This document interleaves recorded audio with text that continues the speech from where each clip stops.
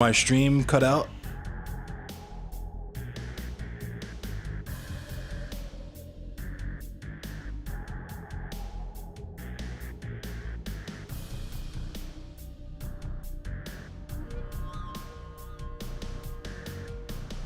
Uh-oh, I gotta figure, hang on.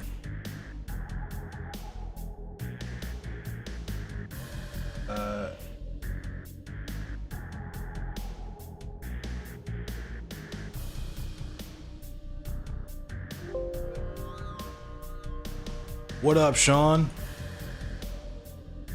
Hang on. I'm trying to make this shit not be buffering the hell.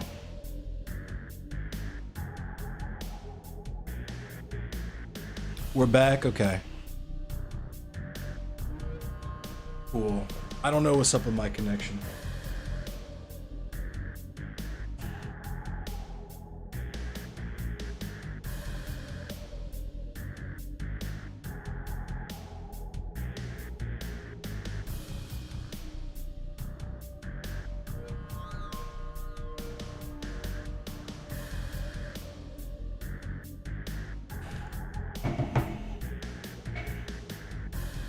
Yeah, I'm definitely down to collab, Sean.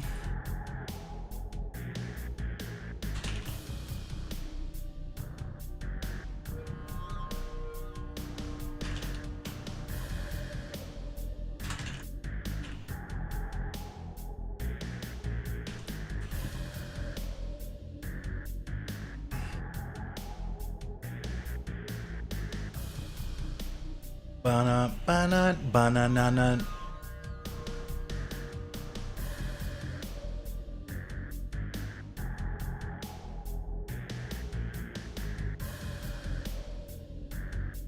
Let me double check the print before I hop in and we get this conversation kicked off.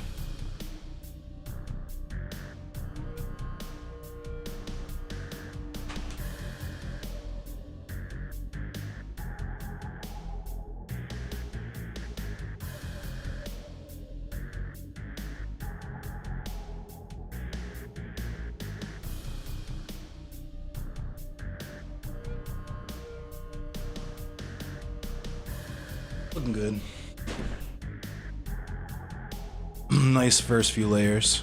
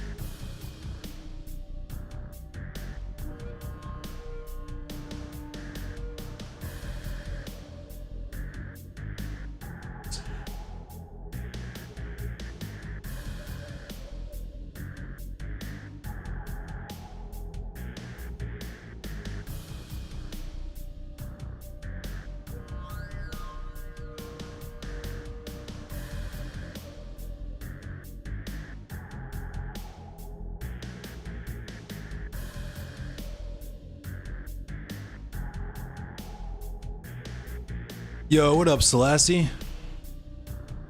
Hey, Tola, what up, Wolf?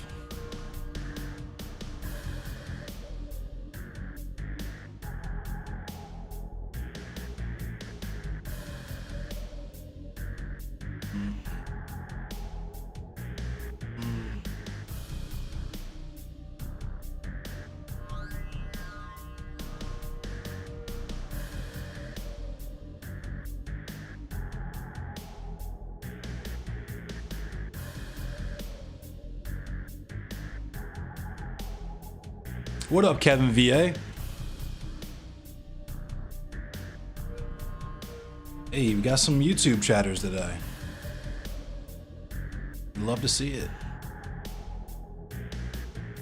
Let me close out all these fucking windows.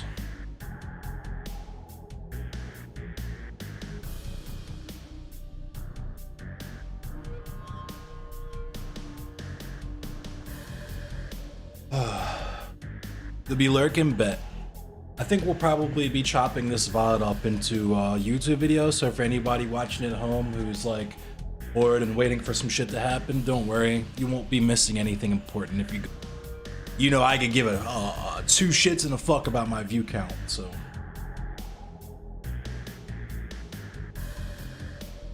I'm just trying to speak truth to power.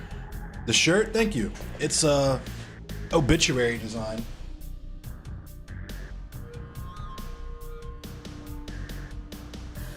It's been through a few washes, so it's a little faded now, but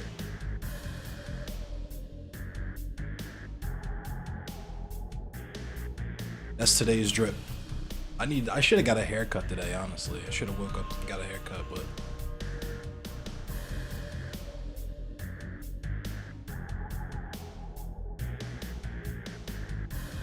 yeah, talking to Bink on Friday. That's cool, Globus. I fuck with it. That's cool.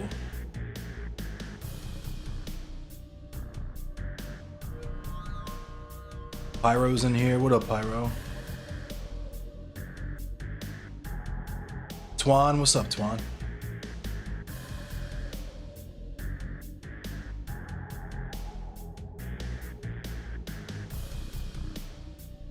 What's good, Pyro? We're in I'm in BBC right now. Are you in here? Yeah, you are.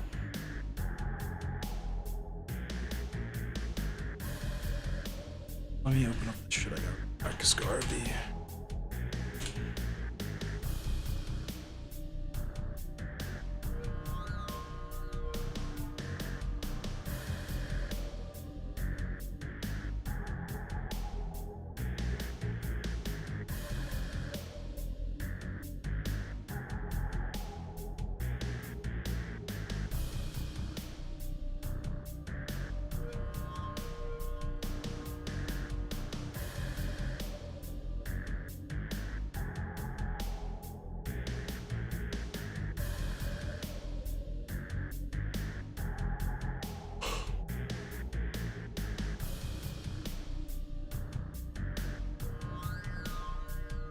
Bet, all right, I see you. In the meantime, while we wait, y'all, let's look at some TikToks. Why don't we do that? Because everybody else is trying to get their stuff together, and I'm just sitting here bullshitting.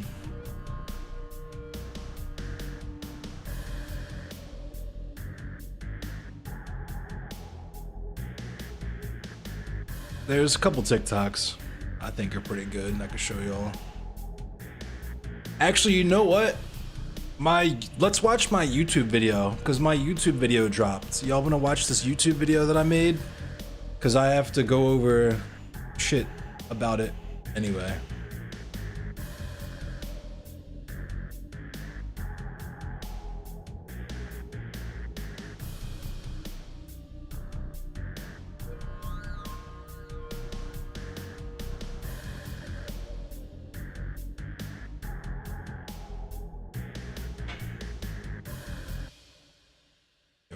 I love having my setup for my MIDI controllers, so I could just cut the music off like that. It's so crucial. But let's check this out.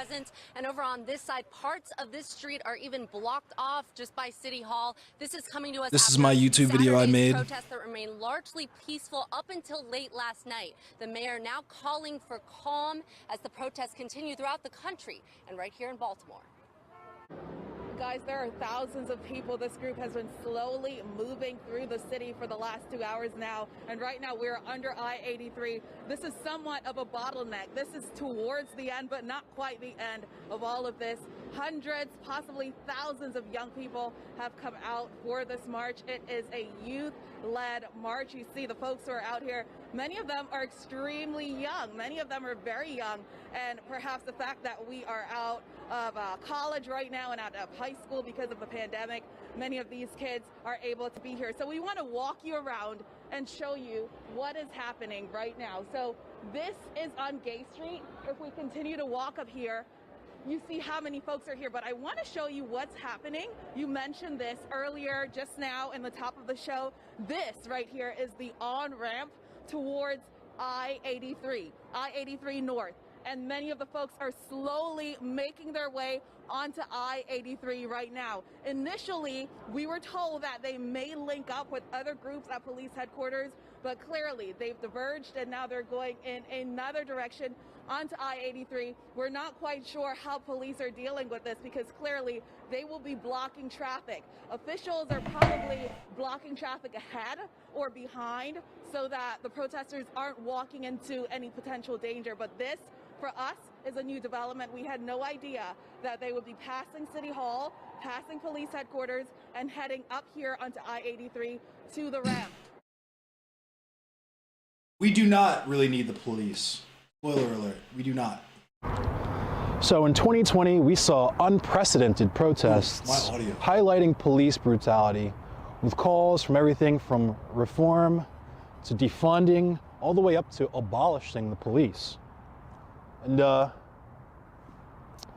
Baltimore was no different than anywhere in the rest of the country. A bit of a raw subject here, to say the least, with the name Freddie Gray being fresh on the minds of Baltimore denizens. We report from Baltimore, where the governor of Maryland has declared a state of emergency, and the mayor of Baltimore has announced a week-long curfew beginning tomorrow night, a curfew that cannot come soon enough. Tonight, we have witnessed lawlessness and chaos on the streets as the violence escalates despite calls for peace. All this in the wake of today's funeral for a young man who died of severe injuries while in police custody. Baltimore is burning. After a day of looting and rioters clashing violently with police, tonight a community center in flames lights up the city as police and community activists try and take back the streets. In my neighborhood. Lost to chaos earlier today. Many politicians, including the sitting president, actually made police reform or even the radical rhetoric of abolition part of their campaigns. They ran on this issue. I know progress can be slow and frustrating. And there is a concern that the reckoning on race inspired 2 years ago is beginning to fade. But acting today, we're showing that our dear friend, the late John Lewis, congressman, wrote in his final words after his final march for justice in July of 2020, he said, "Democracy is not a state, it is an act. Democracy is not a state, it's an act, an affirmative act." Today we're acting.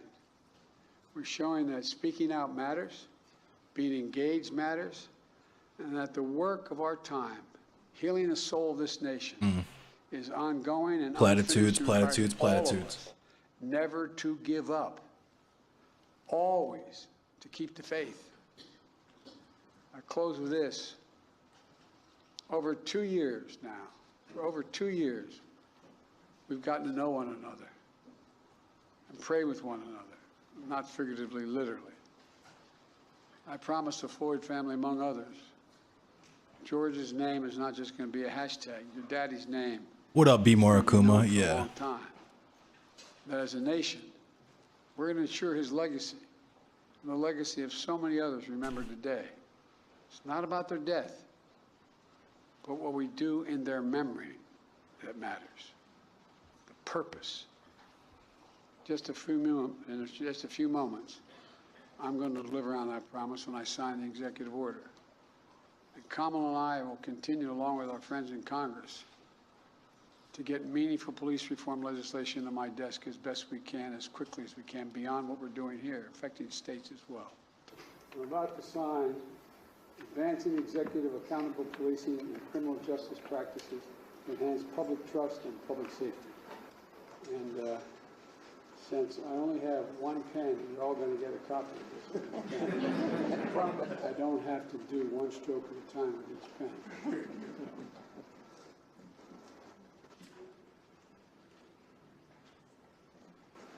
God willing,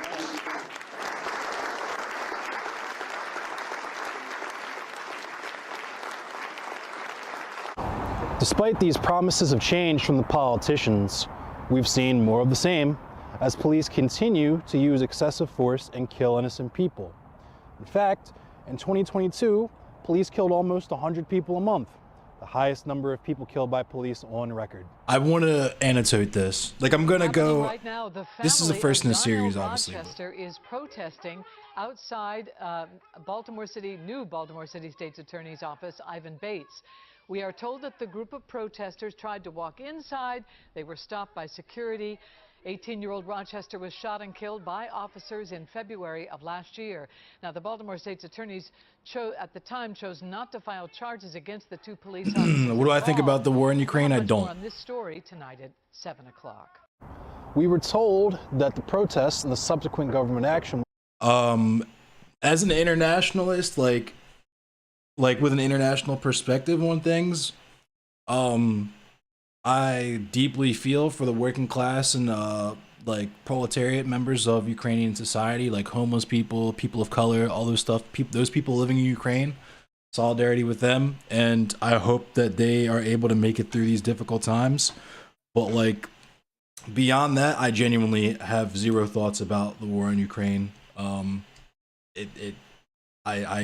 don't think about it.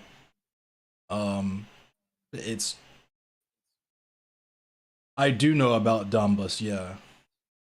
Would lead to change when things have remained the same. In fact, a lot of these politicians who ran on this issue seem to have completely reversed their position on it.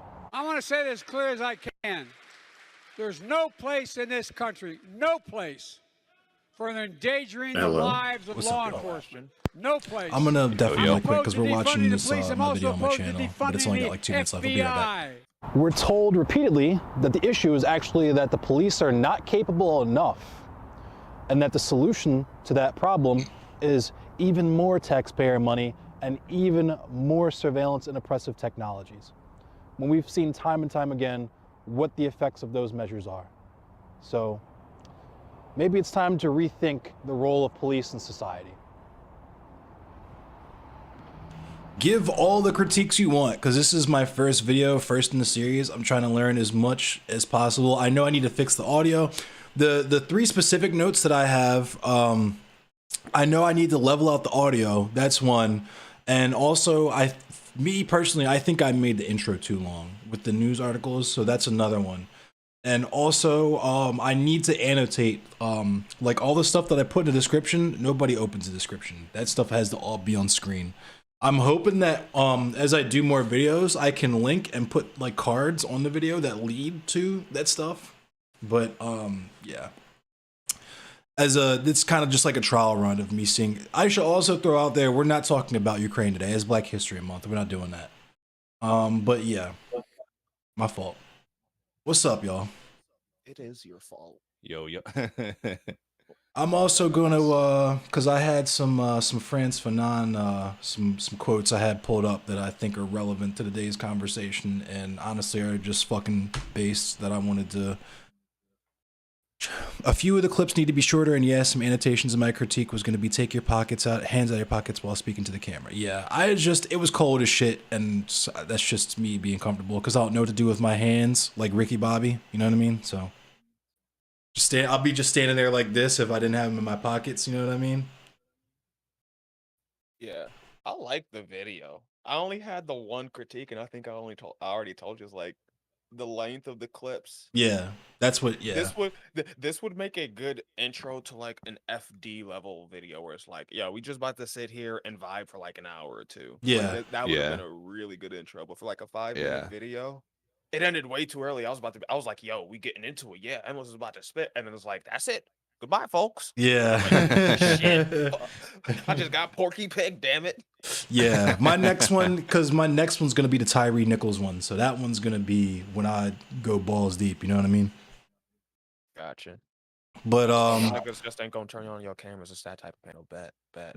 I'm gonna turn mine on in a sec. I'm just wrapping with chat for a minute. But so here's these quotes I'm gonna show you all real quick. Frantz Fanon, if you don't know him, get to know him. Let's just read this shit. Revolutionary and thinker Frantz Omar Fanon wrote on the psychopathology of colonization and the human, social, and cultural consequences of decolonization. We remember and celebrate one of Africa's most foremost thinkers with 10 quotes from his selected works. Fanon's work inspired many anti-colonial and national liberation movements across Africa and the world, leaving an indelible mark on contemporary African literature. We remember and celebrate one of Africa's most foremost thinkers with 10 quotes from his selected works. And here we go. I actually have a copy of The Wretched of the Earth. I left it at my mom's place in my library, but I'll bring it so we could like skim through it, read through it. I don't have Black Skin, White Masks yet, but I'm working on that.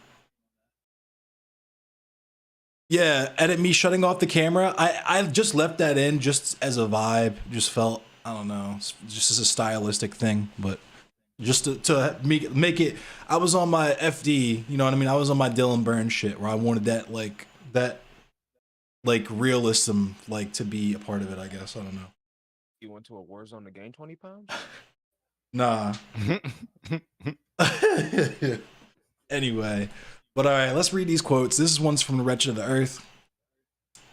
For a colonized people, the most essential value, because the most concrete, is first and foremost the land which will bring them bread and above all dignity.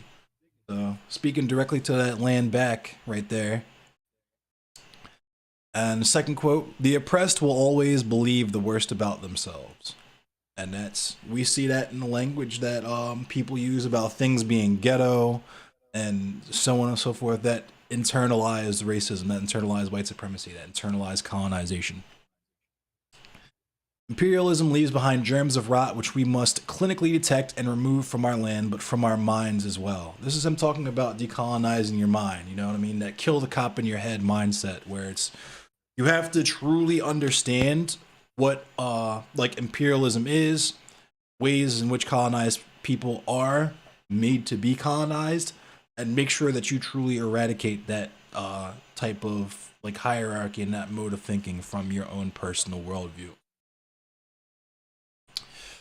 The basic confrontation which seemed to be colonialism versus anti-colonialism, indeed capitalism versus socialism, is already losing its importance.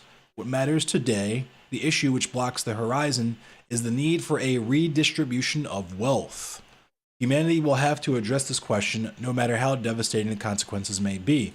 And he's correct about this. Wealth inequality, at least in America today, is like 10 times worse than it ever was during the Gilded Age. You know what I mean? Like, the gap between the richest people in the world and the poorest people in the world is massive. I think I think it's something like the top 1% of people in the world own as much shit as the bottom 50%, something insane like that.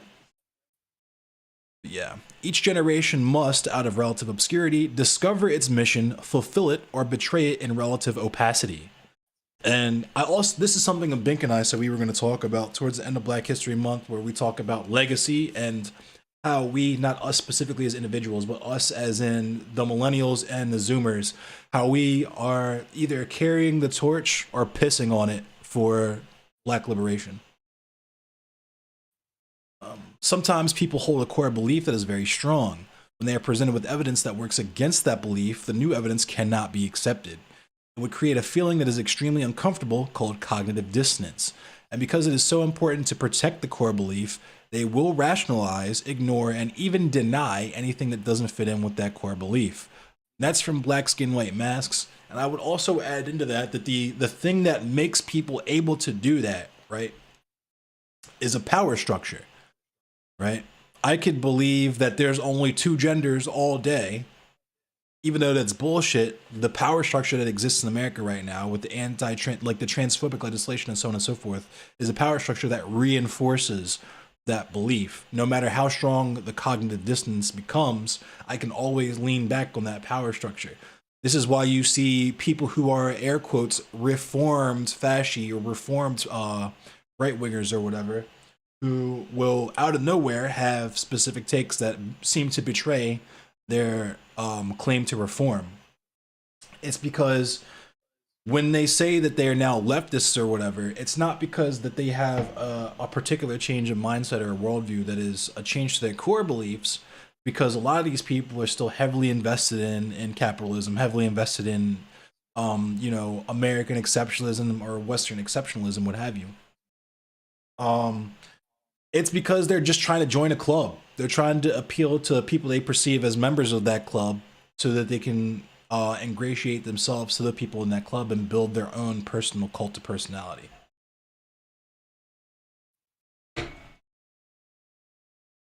Colonialism is not satisfied merely with holding a people in its grip and emptying the native's brain of all form and content. By a kind of perverted logic, it turns to the past of the people and distorts, disfigures, and destroys it. I mean, it's pretty self-explanatory.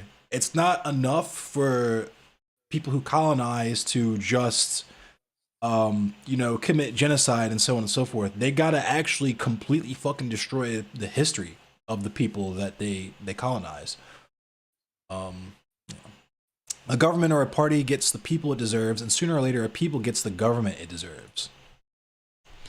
Having judged, condemned, abandoned its cultural forms, his language, his food habits, his sexual behavior, his way of sitting down, of resting, of laughing, of enjoying himself, the oppressed flings himself upon the imposed culture with the desperation of a drowning man. These are the enigma niggas. The people who are tired of dealing with the baggage of blackness and want to just be regular people. Don't think about their blackness too much, right?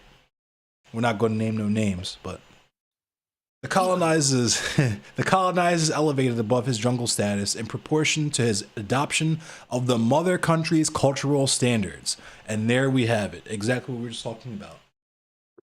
The difference between, this is, think of your Candace Owens, your Hodge twins, or your et cetera, et cetera, et cetera, right? When I was growing up in the neighborhood I grew up in, the white people used to tell me all the time, there's a difference between black people and niggers. They hate niggers, but black people are okay with them.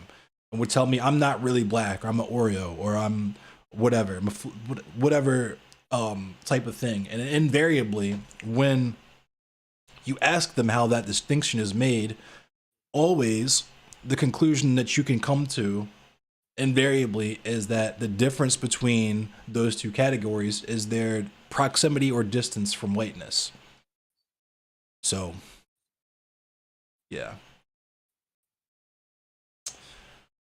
That's all I got for that so far. I have some Marcus Garvey shit pulled up. I didn't know this nigga worked with the KKK. That's kind of sus. Yeah, no, that is kind of sus. So, The good old joke by Chris Rock, yeah. Are we talking about Garvey and the KKK now? Yeah, definitely, Twan. Yeah, what's up, Bink? Bink's finally in here. I'm gonna let you set it because you're the host. So, hell yeah, brother. Yeah, home. Hell yeah, brother. PP, brother. Let me turn my. Can y'all hear yourself through my mic? No. Through your mic? Yeah. Nah. I'm gonna turn my cam on for y'all and get this shit set. You said that. You said that, and then Ashton turned on his camera, and I really was about to be like, "Yo, who the fuck is that?" I know that's not. I know that's. And then I read the name. Before we get into it, I gotta have some solidarity with my bro Aston. I know that L hurt. LMAO. I'm weak. Endless, you gotta put our camera. The Arsenal lost, didn't they? I thought the Arsenal lost today or yesterday. Fuck you, my dog. That's what I'm saying. I'm trying to have some whole day without thinking about this morning. I already had to do 2 shows over that shit. Damn, that sucks. It's okay. It's one of our 2 losses this season, so I can deal with it. I feel it. Still top of the league. But appreciate it.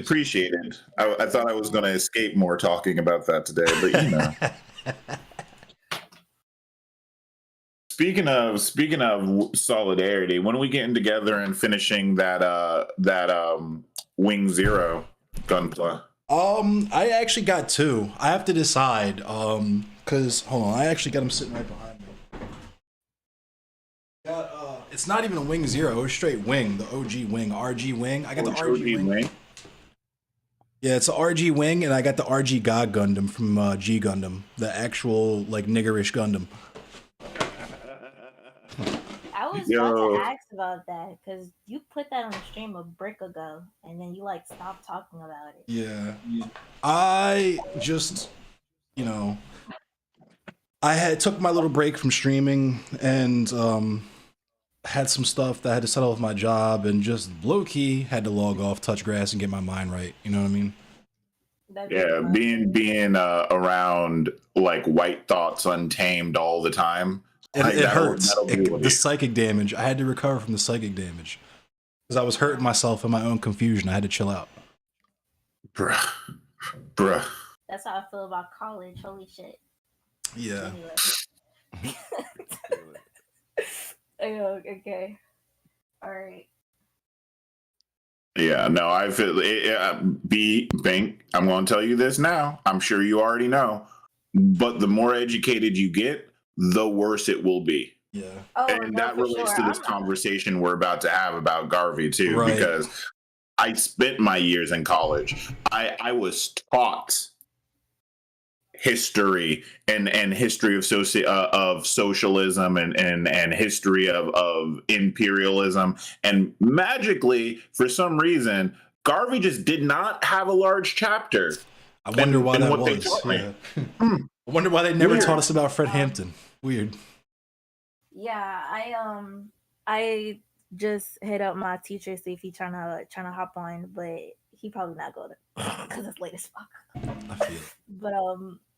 But yeah, it's late as fuck. It's 3:46. How old this motherfucker is? No, I'm talking about when I hit him up. I hit him up like Akuma. The work was there was a lot of good. We're gonna get into it now, but he was on the go back to Africa shit, but also that was also like some colonizer shit too. Like there was the American. It was literally called the American Colonization Society. Yeah, we gotta get into, because I think this is one of those times when, and like I said, let's do introductions. But Garvey, right. It's one of those things where you have to remember the time that he was in, and like the context, the greater context of what he was doing, because a lot of the things that you've been told about Garvey, who told you them? Right. Salute the Paradigm. He's just pulled it up too, by the way. Let me give him a quick shout out in chat. But yeah, let's do introductions and get into it.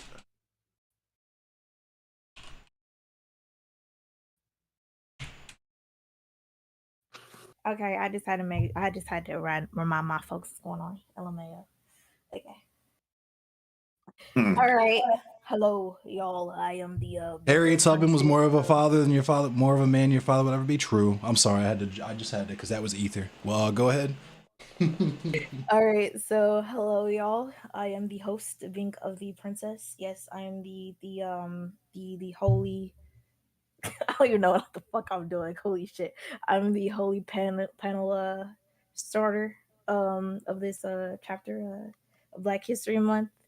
I have a few questions to like lead the way, but the general topic is going to be Garvey. Anyway, y'all want to go about that, just totally fine. Just, the standard, like, respect shit. You're not going to be on no cringe shit already. So I don't even have to really say it's Black History Month. We already know what time it is. Yeah, we finna be on code. But I guess I'll introduce the world question after speaking about who Garvey is. For those who don't know who Garvey is, Marcus Garvey is a Black historical figure, I guess you would call him, an activist and organizer to some degree. A civil rights figure in the early 1900s who organized the United Negro. Oh my God, it's UNIA. That's all I know. It's the Universal Negro Improvement Association and African Communities League. That thingy, yeah. And he is well known for his, sad to say, his them marching in military uniform down the street. And basically that's it. That, and then spreading the idea of Pan-Africanism and Black identity worldwide, which was extremely important for the time period and the development of the Black identity. So the first question, even though that's a very broad introduction, I think that's all you need to know, high key. Yeah, it's just like a revolutionary figure. Yeah. So the first question I have is just based off what we know, because the girls we reading and everything. Should Garvey be considered the most successful American civil rights activist? That's the question. Yeah, now do your little. Just from what I know. Wait, you can't go. You have to be organized. Oh, my fault. We're starting with Aston because Aston look confused. Yeah, because am I crazy? I thought Garvey was Jamaican. Garvey's a Jamaican immigrant, yes. Yeah, yes. So, I mean, it's just for the label. It's just for the label. For my mind, when I'm thinking of who's the most effective, who's been the most influential, for me, as far as an American, I don't necessarily think of Garvey, but he did do a bunch of influential work in America, and I think touched a lot of America. Matter of fact, you're talking about a guy that at the time, and I disagree with parts of it, but at the time he was bigger than Du Bois.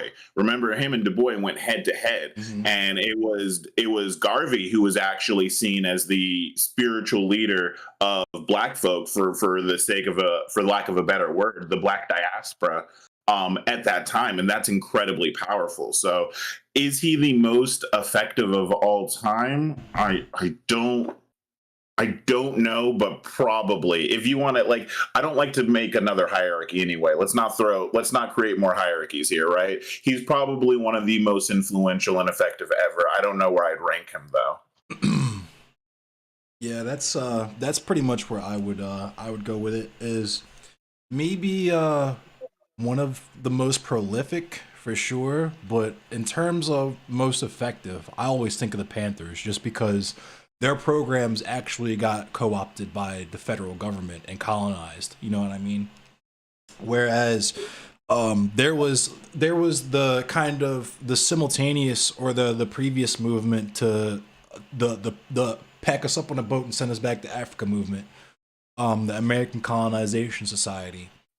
But in terms of like impact, general impact, I would say across the board, maybe Garvey is one of the most effective, just because we still use his ideas on like Pan-Africanism, and we still use the fucking flag that he made. You know what I mean? But in terms of like actual like policies and programs, I would have to hand that one to the Panthers as an American, as a fat fucking Yank. Yeah, I know it's the same thing, but I said successful in the question. Oh. But it's the same thing. It don't matter. Well, but yeah, to Pyro. It's very hard to answer that question when we're talking about Black activists and people who fight for Black liberation, because when we're talking, especially in a world that we know we live in that's dominated by white supremacy and its narratives, it's just hard to define what success is. Because like I'm thinking about this question and I'm thinking about the ideas that I've read up on. I'm thinking about like some of the other oppositions he's had. I'm thinking about some of the people he talked to, and like we can argue the success of these people, but I think like the unfortunate truth is like as a society, the idea of Black liberation hasn't moved that much, so it's hard for me to rank success in that manner. Like when I think about like how good and successful the ideas were, like unfortunately Garvey takes the backseat because the society we live in fought against that message harder than they fought against the other shit. So it's like I would have to put niggas like, unfortunately, I'd have to do the Vosh thing and be like, well, MLK was good and look at the Black Panthers. Because at the end of the day, even though we know we live in a society, those are the niggas who people still remember that, the society we live in has allowed to kind of prosper. So like, I can't really rate it on success. When it comes to the ideas, I agree with more.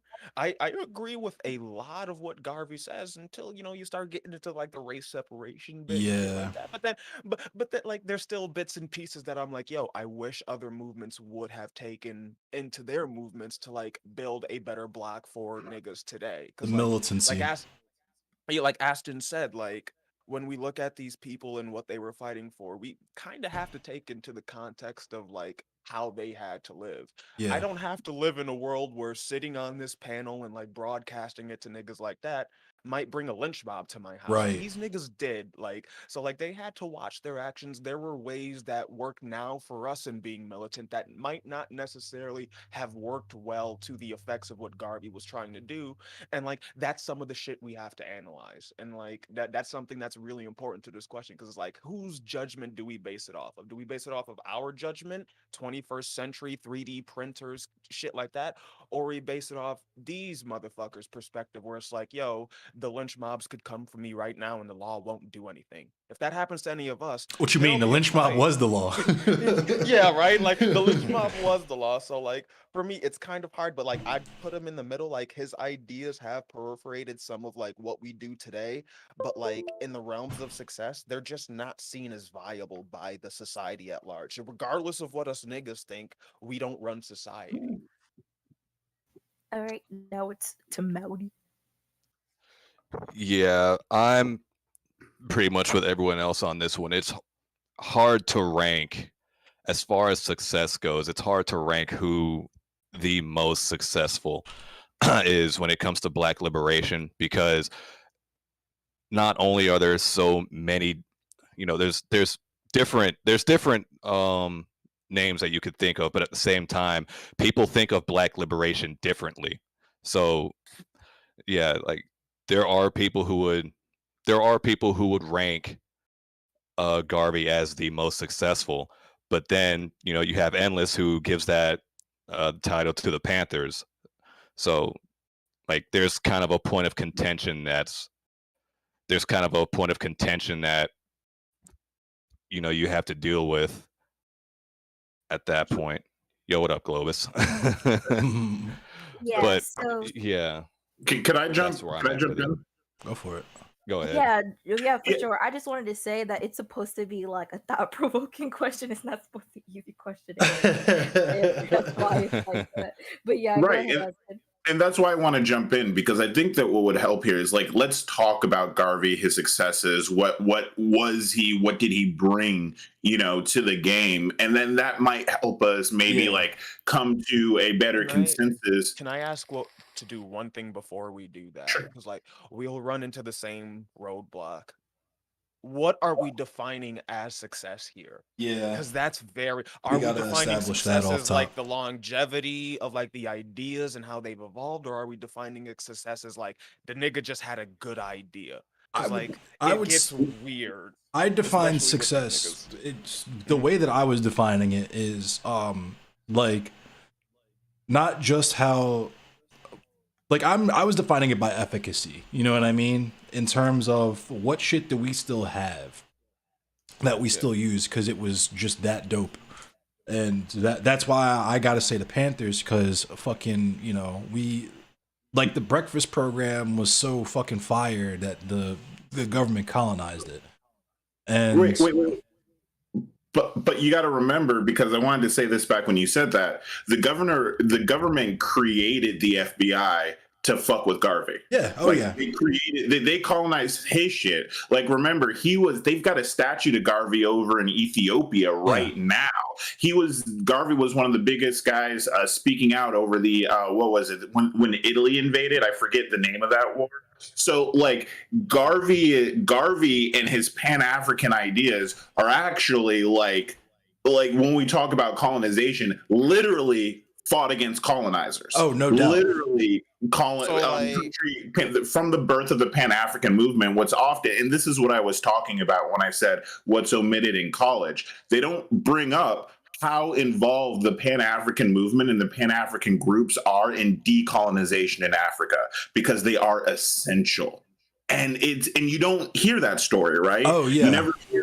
You never hear about how, like, just like the other day FD was talking about hippies, and he's like, you never hear how hippies used to rob banks. Oh, I lived in Catonsville, and I used to just get fucking annoyed with hippies because I thought they were all just like rich kids. And I didn't find out about the Catonsville 9 until I'd been living in Catonsville for 2 years. I'm gonna be real. Maybe that's just like the last because like I learned that stuff in college. Like in college, I had professors who, like, when they taught about the hippie movement, and these weren't like young dudes; these were like old dudes who with gray hair, worked in factories and shit. Yeah, like they would teach about that shit of like, oh yeah, like here are the hippies, and like here's how they were portrayed in American media and shit. And then here's some of the shit that they don't want to portray because like you had different sides to a movement like you always do. There were the fucking bums, and then there were the people who were actually trying to do the work. Here's why And I like think it happens a lot with black liberation and like helping the decolonization effort, because like they only focus on the niggas in power who are like Right. the British and the French and shit. Like, I'm getting to that because I think that's part of why Marcus Garvey. Garvey. I have not smoked weed in a minute. That's easier for you. Nah. The Marcus Garvey's legacy is kind of brushed under the rug, and at least in America, because Feng Shui is saying in my chat, Garvey has huge influence outside of the United States, and that's true. And I feel like that's inside the United States. So, it's purposeful, right? Well, yeah, but there's always been ideological warfare in the United States. But the thing about that is that I feel like the reason why Garvey gets focused on just for how he was involved with the KKK and the Pan-Africanism shit, and his efforts like to essentially have us go back was because Abe Lincoln they were already on that with the American Colonization Society. They were just, you could tell by the name they were not on the same wave that Marcus Garvey was. But because of the ideological warfare that's taken place in America, they were able to portray that, I think, as, see, he's just doing what we did. He's just stole our idea. He's just making it pro-black now or whatever, when it was never really, the whole reason for doing it was different. Because the ACS, I was going to say the ACS did it because they were trying to make a white ethno state. They were on Gamergate time way back then. They were like, we don't even need these niggas to pick the cotton. We'll do it ourselves. Pack them up and send them back. You know what I mean? Like, you know why like our panels, especially with groups of people that look like me, our panels look like this. Instead of me dunking on you, I'm actually going to tell you how right you are. What actually was going on is, you've got to remember, the reason why Garvey is so important is he actually was birthed at the time of what we would call like this great awakening of black liberation. We're talking about the late 1800s, all the way up to the 1920s. This is when you're going to remember the Black Hebrew Israelite movement would be born around this time. He was born, Du Bois, Booker T. He would have been a generation, because Nat Turner's rebellion was 1830 and he was born in 1860, I believe. He was born in 1887. He was born like right near the tail end of construction. So like I think a lot of his ideas are important because this nigga grew up. And this is because, like, to Aston's point about like shit not being taught on purpose. How many, like, and this is a question for chat too. What can y'all niggas tell me about President Ulysses S. Grant and like President Andrew Johnson? Because those two niggas have impacted black people more than almost any other president. Oh, right, yeah. Like, and it's shit like that. That's what I'll finish this up and then I'll let you go, Aston, because like you know more than like. That's the time Garvey grew up, and he grew up in a time where they quite literally watched Andrew Johnson sign away black fucking rights and shit in this country for a fucking seat on the office. The end of Reconstruction at like the beginning of the 1900s, where he was, in the prime of his fucking life. That's what he was watching going on. Like watching, like he watched them make the black codes. Yeah, he watched Woodrow Wilson resegregate federal government. He watched correction on the radio. Right. I'm sorry, I had a meme. I'm sorry, correction on the radio. And so, like, what I was getting at on this point, because it was really Hoover that like literally invented the FBI and used them. This is the birth of the federal government fucking with black liberation movements, right? This is the sabotage, the sabotage of the image of W.B. Du Bois, telling people that he was in league with the bourgeois whites, saying that he was doing this, that, and the other, and he was really selling out other black people. This is actually what sparked the one of the largest feuds between Garvey and Du Bois, was when they were both coming into power. This is the blueprint for COINTELPRO Literally, this is where COINTELPRO would get its roots from, which is they went in and they would just create negative images of either to each other to say that the other is in league with this group of whites, that group of whites. Even though Garvey did speak at the KKK, let's not erase history. A lot of the connections to him and radical white groups was fabricated by the government. But he did speak. What's up, everyone? Garvey did speak with the KKK. I don't want people to mistake that. But this is what I'm talking about. Hoover literally sicked the FBI on him. This was okay, how can we destroy his legacy? And it worked. It worked. For the longest time, we didn't even speak about Garvey. Nobody even knew who Garvey was. It was really the Rastafari movement in the 50s that brought Garvey's name back into the light. You know what I mean? And then there was the whole arrest, the fake arrest, and it's coming out more and more that arrest, that his business working improperly, the Black Ship Company, it's looking more and more like that was just the government trying to find an excuse to throw him in jail for a while. There wasn't really evidence of it. Yeah, and so this is what we mean when this is when we talk about the Panthers, for example. Yeah, did the federal government fuck with the Panthers? For fucking sure. But the blueprint for what they did to the Panthers, they tested it on Garvey. That's what we're getting at. I just want to hold up. Can I just interject? Because I think I'm finding an answer to my question that I had. Where do we define success? It seems like Ashton's saying the success is derived for how much these motherfuckers had to fight back and what was developed. Right. How much should they piss off the white people, basically? Looking at it from Ashton's perspective, Garvey was so fucking instrumental in his movement and so important that they had to create an organization that leftists still complain about today, affecting white people. And at the time, it was solely to fuck with black people and fucking black liberation movements. And putting it that way, I can understand it. The nigga was so threatening to the power structure that they created shit that they then turned on themselves. That's a convincing argument. Yeah, I was gonna say when I was developing the question, for me personally, how do I say this? Success is more so about foundation, blueprint, and tools for me, because that's kind of how I view a lot of what history is and ideology. What's the tool we can use here? And I think there's a lot of hidden gems when it comes on to Garvey that a lot of people aren't talking about. And I think that he's a good foundation for let's put it this way, when it comes onto the development of Black radicalism, even though he was very conservative on some things, he, in my opinion, for the time period, was one of the most influential people. No doubt. Especially it's to just develop, not in denial. Yeah, especially to develop more ideologies. Because think about it like this, the Harlem Renaissance was influential because it's the Harlem Renaissance. You feel me? The development of the Black identity is foundation, period. Mm-hmm. And to develop the idea that we're a sense of community when it comes onto the diaspora means we're power in numbers, and not even power in numbers. We have similar struggles that we can fight for. The number is 11 million, by the way. He united 11 million Black folk. And that's the time I'm on. The Pan-Africanism shit is the sweetest Kool-Aid that we could possibly have. You know what I mean? That's why it's always weird for me when, especially African American people, coming from our place of privilege, we're I don't give a fuck about Africa. I don't know shit about Africa. I don't know any African people. The African people don't even like us. Whoop, whoop, whoop. It's maybe don't. You know what I mean? Maybe look into your history a little bit more, because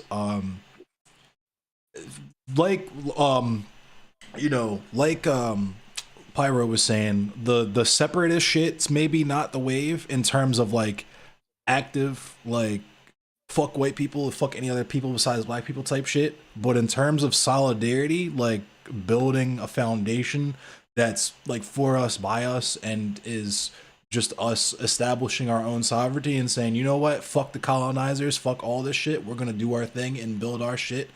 And that's important and necessary, honestly. Like, can I explain that a little bit deeper? Yeah, hell yeah, please do.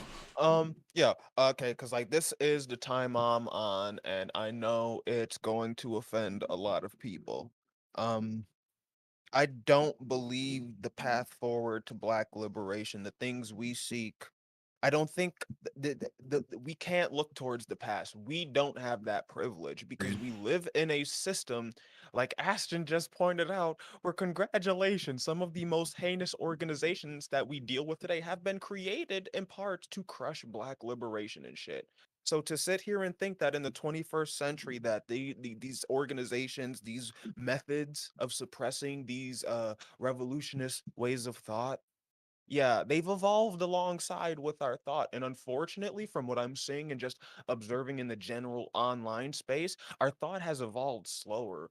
We keep holding on to the tomes of old dead people like they're like religious pathways, when in reality they're not. I was having a conversation ago with like a few other people in a different server, and it's like one of the big things I'm saying is like theory that we read is just that, it's a theory. It's not like a fundamental law of the universe. Like you have to work on it. Ooh. Otherwise that shit fucks up. What did Fred Hampton say? If theory's cool and all, but theory without practice ain't shit. I gotta stop. I gotta stop because this is like one of my like number one pet peeves in the world. Theories are made of laws. Theories are actually descriptions of the universe. Like when we talk, it's different colloquially. I know it's different than normal English, but a theory is actually a description of the universe. A law is just like a mathematical statement. Well, damn, you can take that and sit on it, nigga. And there's y'all toxicity for the night. Thank you very much. I'm the pyro tyrant. Yeah, it's officially a Twitch panel. Officially a Twitch panel. But where Pyro's like hitting the nail on the head is we're talking about things and how we need to evolve, and maybe we can take some of the ideas. That was one of the things that Garvey did that was great, right? One of the ways that he got so popular and got so many people behind the movement was creating that all-Black newspaper, right? Communication he took over the means of production for media and communication specifically first. We still have the Afro here in Baltimore. Yeah, we do, but we don't. But like, I'm saying my thing is there's got to be synthesis. Like, my fault, Bank. You go ahead. I'm sorry. Yeah, because I'm gonna start cursing people out, high key. So, and fighting on Black History Month. Damn, imagine. Black History Month. Damn, the misogynoir, casual misogynoir on Black History Month, crazy. That's crazy. Okay, so I actually talked to Pyro about this. My thing is that I believe that we should be developing new thought. My thing is that, let's put it this way, people are predictable. I'm sorry. Personally speaking, we know they're going to sit here and be like, yeah, we're doing some evolution type beat when it comes onto oppression. We know that. It's no. Do we? We know. I mean, let me like, push back against that for a second. Do we? Like when niggas get shot in the street and we do the same thing niggas was doing in the civil rights era, and then we're surprised when it don't work. Do we actually recognize that the tactics that we used back then don't necessarly work now?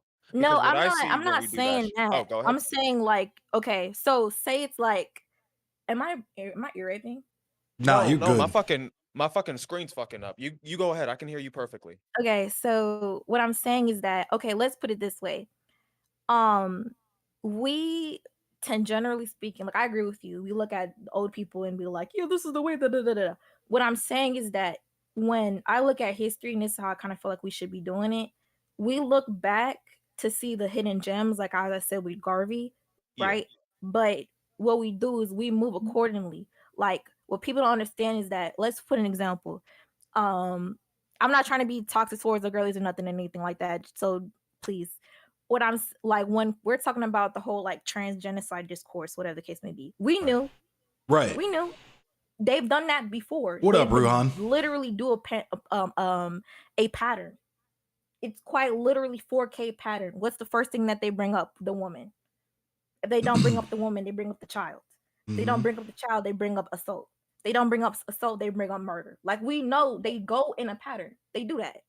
And that's my thing. We don't act accordingly, that we know that when we start doing a different message, they're gonna start trying to act accordingly, and we act all surprise peppo face when something new come out, and it's like, no, babes, we're supposed to be expecting this at this point. That's I'm where I gonna keep think it a the 1000%. synthesis That's how comes I in. personally That's feel about it. me. There's got to be taking into account the technologies we have now in terms of communication, like the internet and shit. But also, like Bink was saying, and like I've said on Twitter hella times, like we've been known the playbook. Like you can that's what theory is good for, is knowing, not necessarily knowing how you're supposed to move, but knowing what you're gonna come up against when you move, if that makes sense.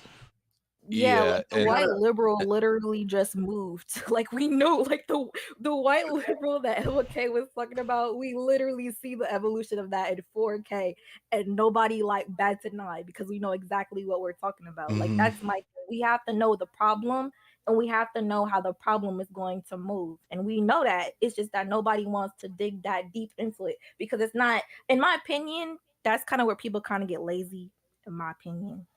it's My humble opinion, that's where people get lazy. They'll like read a Black history, Black theory, and X, Y, and Z, but they don't want to talk about the solution or how it's going to evolve in the future, because activism or doing advocacy or putting in actual work is a thing where people fall extremely short on. And for you to try to conceptualize how people are going to move fits in that category, in my opinion. But I'm a let Aston go first, and then we're gonna have Melody go. Yeah, I just want to I want to push back just slightly on it, and I think that there's a reason for the thing that you're witnessing, which is the like cultural amnesia we seem to have with everything that continues to happen to us, right? And I want to push back because I want to say that this is like Edward Bonilla Silva, Bernard, whatever, the concept of white habitus, right? We are a people, and you even know it because if you actually take a look at, even if you look at your background with your history with the Caribbean, living with your oppressors fucks with your brain. And what I mean by that is they control the education. They said they would have you believe that Martin Luther King was basically a conservative capitalist, right? And so many of us are raised in that understanding. Most of us don't even know who Marcus Garvey is. Most of us don't even know what happened with him. That's why when I tell you that I have to tell you that it's the FBI, you have to go, wait, what? You mean, didn't you say that happened to King too? Yes, it keeps happening, and they're doing it now. Like every time we have to rehab these conversations, we have to remember that there was a concerted effort, and it started with Garvey, to destroy Black liberation in this country, organized Black liberation. So what I like to talk about often, one of my favorite properties of the universe, and I talk about it on my stream, is emergence. When enough of something happens, emergent properties come out of that. If I get enough atoms together, I'll make something bigger, right? And one of the things is we are being denied the emergent properties of organization because they broke us up. They broke us up. Du Bois, he left the country. Garvey, gone. Like these people. Garvey got deported, yo. He did. Yeah, all Black leaders. We don't talk about how there was Black flight. We left. The big leaders left, and that was because the government was single-handedly targeting them, and they feared for their lives. And the knock-on effect of that is we have cultural amnesia because they took away all the people to tell us the story. All the they got locked up. They got locked up, deported, or assassinated. Yeah. And like that's what I'm gonna grab some water. I'll be right back. I already told y'all. It's all good. That's why I told y'all. That's why I want to get into education, because I was blessed to have the elders in school that are going to tell me what the real history was. I remember when I was in 4th grade, and they told us that like there was a video, and we're talking about like, hey yo, Christopher Columbus came onto a little shore, whatever. And that nigga was seeking people with dogs in 4K, and I was a little kid, 4th grade, little kid, yo. So I had teachers to tell me, hey yo, this is what's happening for real. I've always had teachers who were like that. And I feel like as much as like fuck the system, to some degree we have to play the game. Education is something that we have to spread. Knowledge is nothing without spreading it. It's selfish to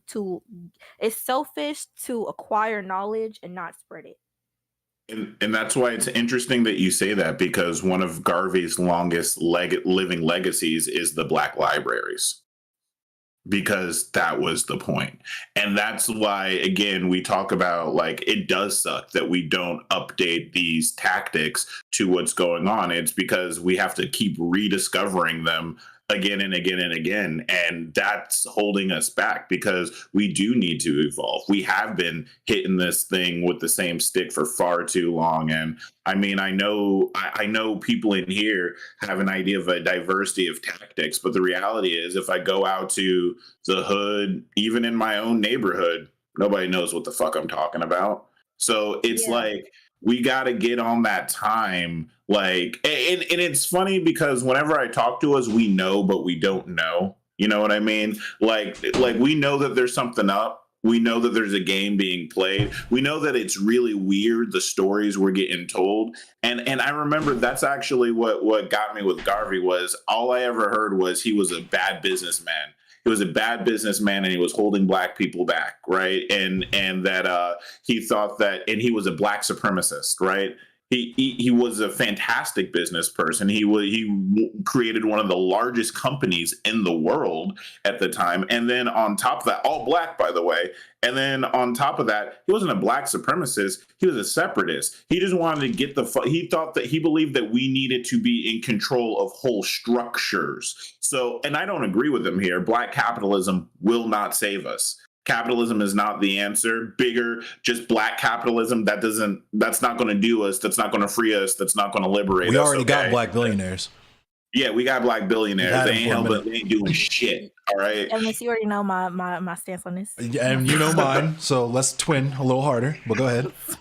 Yo, but like he was saying, that's why he created the newspaper, because he was like, we need a media structure. We need to own a media system from top to bottom that doesn't have Black influence. He constantly fought against the European beauty standards by showing images of Black women in that media. He believed in, that's the shipping network, the Black Star shipping network. That was, we need to control everything from top to bottom, not, so we can actually compete, because anytime we try to compete with white people will always, in his opinion, be incentivized to work together. So if I start a company that's run got 20% white investment, what's going to happen is that 20%, once I get big enough to compete with those large white companies, that 20% is going to be COINTELPRO. That 20% is actually going to be used to destroy me, because they do not want me to be a large Black company. They want to absorb me. I was just about to say, that's and here's me talking about Baltimore, number 300,457. But I'm from Baltimore. I'm from Baltimore. That's what fucking Frederick Douglass and them did. Pigtown, the Irish Catholics and the Italians pushed all the Black people out of their businesses, so they had to form their own co-op called the Chesapeake. I want to say it was called the Chesapeake Marine and Dry Dock Company. And it was a colored co-op with Frederick Douglass and them, and they were doing all that same work, and it was one of the best businesses in the fucking area. I am from Baltimore, believe it or not. Yes, I'm from Baltimore. I'm from Maryland. You guys didn't watch F Slurs for You? It's like, nah, let's chill. It's Black History Month. You need to stop. Okay. No, you but let that man spend time with his children. What children? Anyway. Oh, wait. Anyway. I will not have white thoughts invade this space. So one of the things that I also feel like is people don't understand that history is ugly. We say that we understand, but we don't genuinely understand. None of these historical figures are actually up to par with modern day standards. And that's kind of how I feel about Garvey. Garvey is an ugly figure to look at. I'm sorry. He was extremely influential, but as soon as you're like, hey, yo, not gonna lie, my man Garvey was with the KKK. Y'all, everyone is like, I was riding with you, but that's And you know what's weird? If I could interject, it's weird as shit that gets thrown out as a reason why we don't fuck with Garvey, when a lot of communists will just straight up be like, yeah, the USSR was cool. The Ribbentrop-Molotov Pact, that was, you know, that's chill. You know what I mean? Logs were fine, in fact. But Garvey was anti-communist. He thought he said that Marx was a white man's theory. Which I mean, completely fair. Did he lie? Where's the lie? Where's the lie? Yeah, but I'm looking. Where's the lie? But like he was a staunch black capitalist, even though, you know, this is the thing. I don't like labels, because what's going on is this is black thought at its genesis. We didn't have words to describe all of what we were feeling and not what we were thinking, because this is when we would. Ashton, why do we need words to describe it when the white man can do it for us? Yeah, that's why that's why I was talking. Come on, that's like, why I was quite literally. saying- That's what. Oh, sorry. Go ahead, Bink. I'm sorry. I didn't mean to cut you off. No, it's okay. That's why I was saying I was twinning with Endless, because like I only read a little bit for Garvey's opinion on like communism and socialism, and it's like this dude is like, yeah, so about that business, you know, maybe all the Negroes should you know, you know, do the business thing, and you know, own all the shit, you know, and like and then all of the fucking academics and shit, yeah. So that's black capitalism. I'm like, huh? Where's that? Like for the era, that makes no sense to be like, yeah, so that's black capitalism, and we're going to label it black capitalism because black capitalism and capitalism high key has a bad stigma, and we should just, you know, do that. Like, I'm sorry, if you are a person who hypes up a, like, say we're talking about like a random like predominantly black area, and all of the area, like majority of the area, be black owned, I'm sorry, I cannot seriously call you a black capitalist. I can't do that. In all genuine honesty, I can't do that, because it just does not make any sense, in my opinion, to just genuinely call that person a black capitalist. I would like to believe that eventually Garvey would have landed on like at least socialism. But no, he was on that time at the beginning of his career. Yeah. Well, I guess rather he would have circled back and understood. I feel like the more he would have got involved with like black indigenous people, you know what I mean? He would have understood, like, I don't know. And this is just me, you know, projecting my kind of personal journey through, you know, starting with just fucking like Hot Topic, punk band anarchism, and then going through liberalism, then circling back to socialism and kind of landing on anarcho-communism. Like, I would hope that like once, like, if he actually got a lot of the shit that he wanted implemented and through interacting and having the diaspora interact in that manner, that we all would have landed on that, like, hey, we should probably even eliminate the hierarchies within our own shit as well. You know what I mean?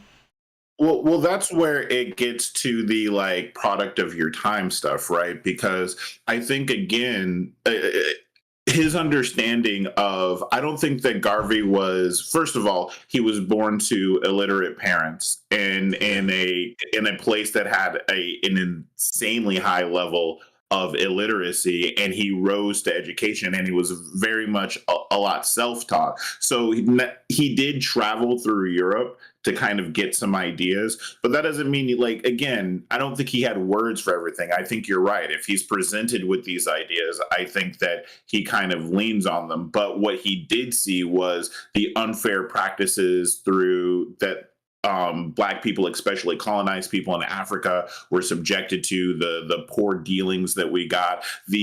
Oftentimes the worker strikes would target, like we always talk about the great, you know, time for workers where strikes were working and all this, but the reality is, in that time, Black people were getting left out. There were, I don't know how many massacres at work sites that were basically either the unions that didn't allow the Black people in them would attack the Black workers for finally getting the work that the industry wanted to underpay, or if it were Black people striking, then the corporation would just murder them. And that's what he saw. So he saw that all of this group, I don't even think he wanted to create a similar system. I just think he didn't know another system, and he just rejected the anti-capitalist criticism because it came from white mouths. And if we're keeping it in a band, I feel like that's like describes a lot of Americans now, because America itself as a country, like including white people, is hella fucking illiterate, like insanely illiterate to a degree that's like shocking.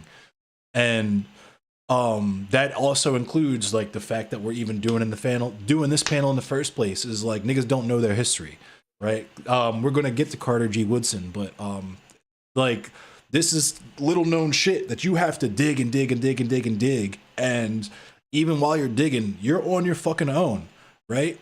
We exist, and millennials and Zoomers, we're lucky as shit because we have the most gems out of anyone. Because we actually might have mentors and so on and so forth that can guide us through that process. But a lot of people, and you know, especially with black men, it's mad easy for them to land on black capitalism because, and FD talks about how, you know, there's a lot of shit that is, it's like I was saying at the top of the stream, a lot of shit is couched in power structure, right? So it doesn't matter how much cognitive dissonance you experience, no matter how often you see Jay-Z fucking off with his money and, you know, cozying up to Roger Goodell and shit, you'll always be like, if I had that $1 billion, I would do that shit different. I would change everything, right? And I feel like that's just kind of, and like Feng Shui was saying, like, the reason why that shit is because niggas don't know theory.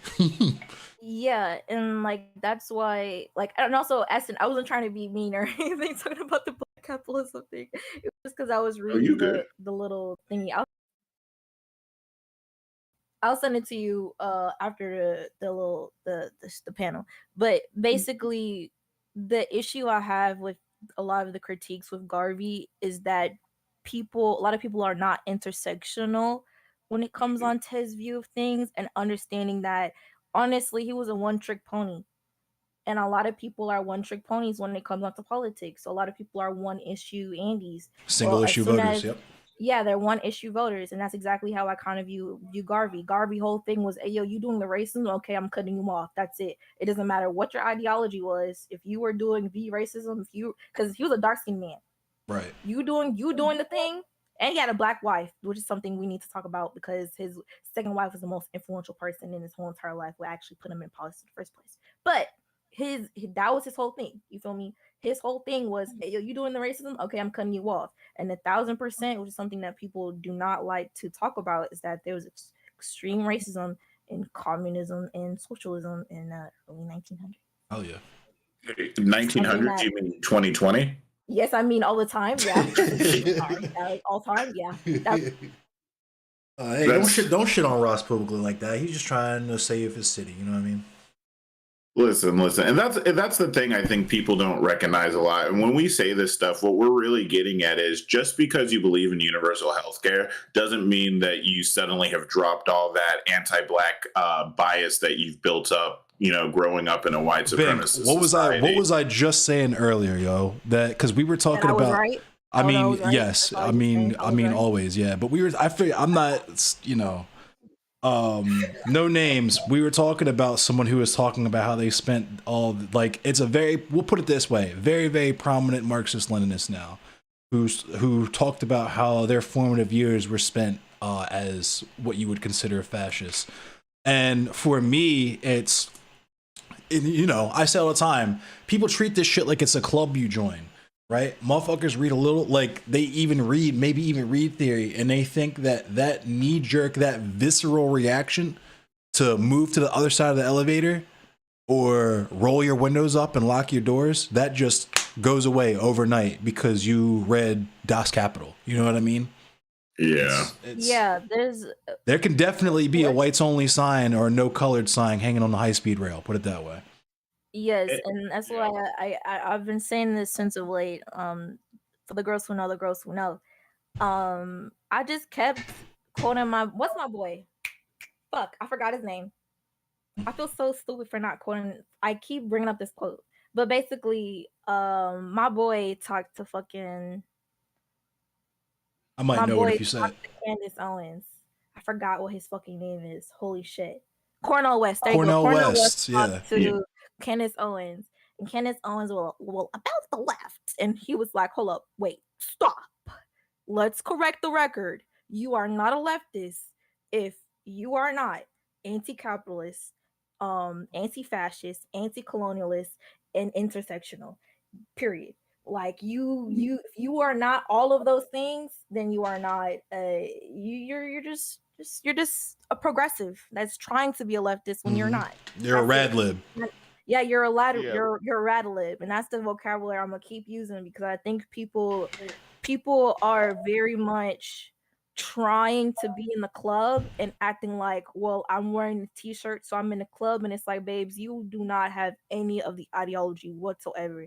You haven't even brushed the surface of what we're talking about, and you think you're in the club. Well, yeah, and it comes down to like this. How do I say this right? It's whiteness. It's the being on the top of the hierarchies that gives you this perspective because you've been allowed in every single room your whole life. You're not used to having to do something to be allowed into a room. So you think that you can pick up a book and simply you're suddenly, fixed, you're done. Fixing your biases is something that takes years. Right. Therapy. I'm still dealing with my biases. That's actually part of being a leftist is recognizing that I must always be skeptical of myself and must always be looking to improve my own perspective and my own biases. Like racism isn't something that you choose. It isn't like, oh, I'm team white people, even though that's the outcome. It isn't like, oh, I have thoughts of I'm better than black people in my head. It isn't a choice. It's how you think. It is the thought itself. Biases aren't about like the I choose this over that. Biases are how you live. You live racist. You live these white supremacist behaviors. You live this patriarchy, right? And this is actually relating to Garvey. That's what led Garvey to his separatist notions, was he was realizing when he was talking to white people that you cannot change those biases. This is a common response we have when we see people with those deep ingrained biases, because when you're inside of a bias, you don't see it. You can't see it. That's what it means to be inside of it. Shout out to Joe Lewis, by the way, because he talks about the power structure all the time. Yeah, and your response to seeing that bias, like that's what Garvey was like, oh no, I can't fix this. I can't fix you white people. So all I can do is consolidate power on my side and do my thing. And that's the legacy that I think that is powerful that he left, is like, hey, listen, we may not be like the energy spent trying to change you is probably better spent fixing us. And we're just going to go do that. That's what's, I mean, you can, how many times have I been called Blittler over the last fucking 6 months? You know what I mean? That's what's scary, is because they don't know how to handle criticism. Yeah, well, not even criticism, but just like they don't know how to not be the main character, right? For better, like for whatever reason, they think that they are going to be leaders of Black liberation.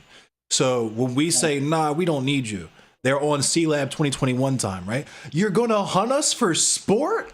Same thing with land back. Like, hey, y'all aren't gonna be in charge anymore. You're gonna hunt us for sport? Like, it's just, they always jump to that. In front of my salad? In front of my salad? No, real shit though, but like, that's what, fuck. I think, if I could just get in for a little bit, I think what y'all are talking to is just like, it's something people don't realize, the way the world works, the way we view everything is through a lens. Like Ashton was just talking about lenses and biases, like, and this is something I see happen often when like Black people try and voice issues in like the same tired way that we all, it's like, yeah, the lenses are built in somewhat racist models, and we haven't changed those things since like the fucking 70s when like schools were integrated. So it's like there are issues that need to be brought up. And the biggest issue I've seen, it's not even the fact that like when we finally get tired and we say, okay, you take a seat, we'll take it from here.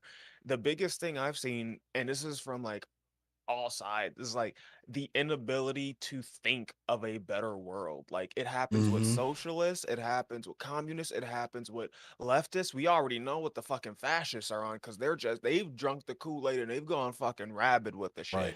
But like it's this view of the world where we think we've got it solved and we've got it figured out. The end of history. We're And in a then post-historical society.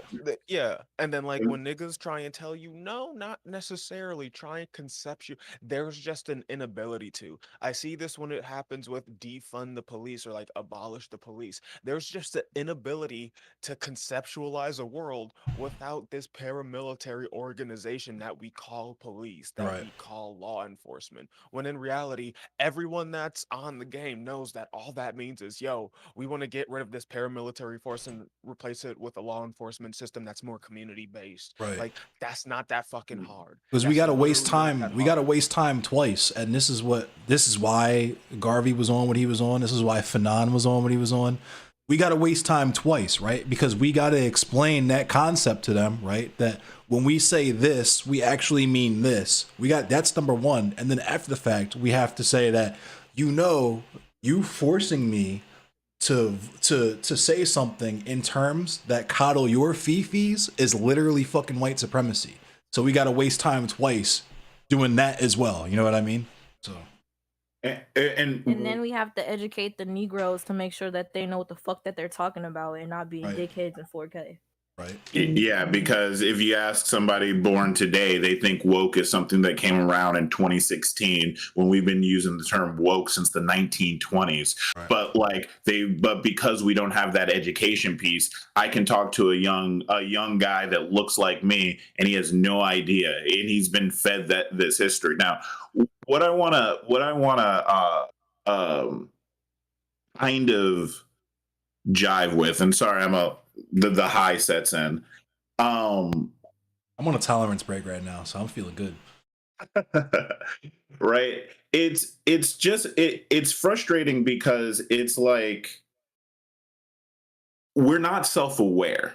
That's what it is. It's what you were hitting at before with the whole main character thing. And Bell Hooks kind of hits on this, and I think this is so interesting when she talks about like a culture of dominance and what's necessary characteristics for a culture of dominance. If we're in a culture that dominates other culture, which we are, that's why we keep talking to you about colonialism. That's what capitalism is. It is not inevitable that one culture seeks to destroy all other cultures out there. That's not necessarily how things have to be. So, but if they are, which they are in this world that we live in, it has to have certain characteristics. And one of those characteristics, Pyro, you got something? I was gonna say, yeah, because I low-key disagree with that. I think that is a fundamental nature of our reality, but it looks positive if worded differently, right? Like if you word it simply as like, oh no, we don't seek to destroy. No, we just want to unify.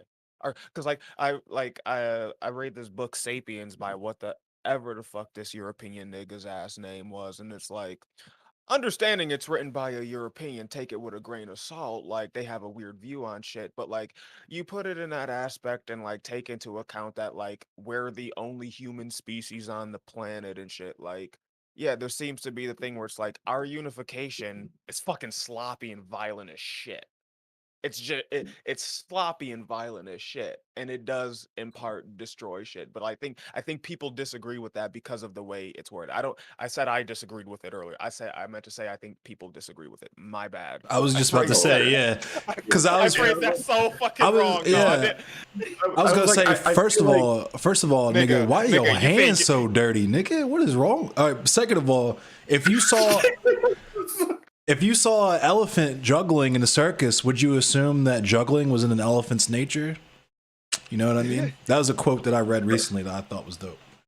Yeah. Right, but getting at what I was saying with the culture of dominance, one of the things that is required is that ignorance, right? The narcissism and the inability to actually look at the larger picture or look at the whole, but like, that insane obsession with individualism, that's necessary in order to be easily used and manipulated in the hierarchy, right? Like, it's not just, as much as we say this, they erase our history, they erase their history too. Yeah.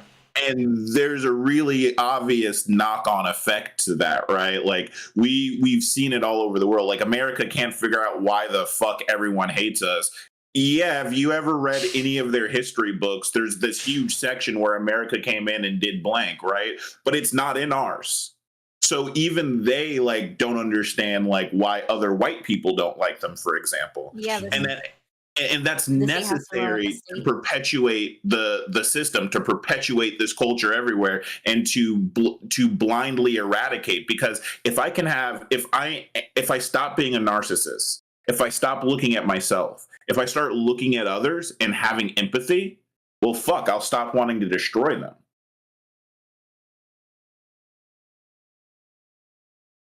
It's almost like, hold on, wait, it's on the tip of my tongue. Hold on. It's almost like a large part of the world was colonized by who? Wait, there's a dominant culture of who? Wait, I'm sorry. Wait, I'm thinking, I'm pondering. It started with an E. Is Europeans colonized a big chunk? Europeans.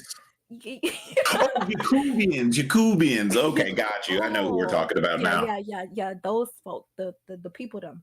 They it's almost like they raped and pillaged and took all the culture and sucked out all the spice and was like, yeah, I'm gonna leave you bland. I'm gonna leave you like the good old Europeans. It's almost like we had systems before that encouraged empathy and encouraged education, but we have to make sure we have the power structure so we just not educate folks. It's almost like we decided to continue, actually not even we, because not even we, but the girls decided to continue a cycle that was in the continent of Europe and decided to implement everywhere else because it's more convenient to them. If you ever notice when you talk about empires, because it's me nerding out about history, if you ever think about it, every time you see an empire, what's the first thing that get burned down?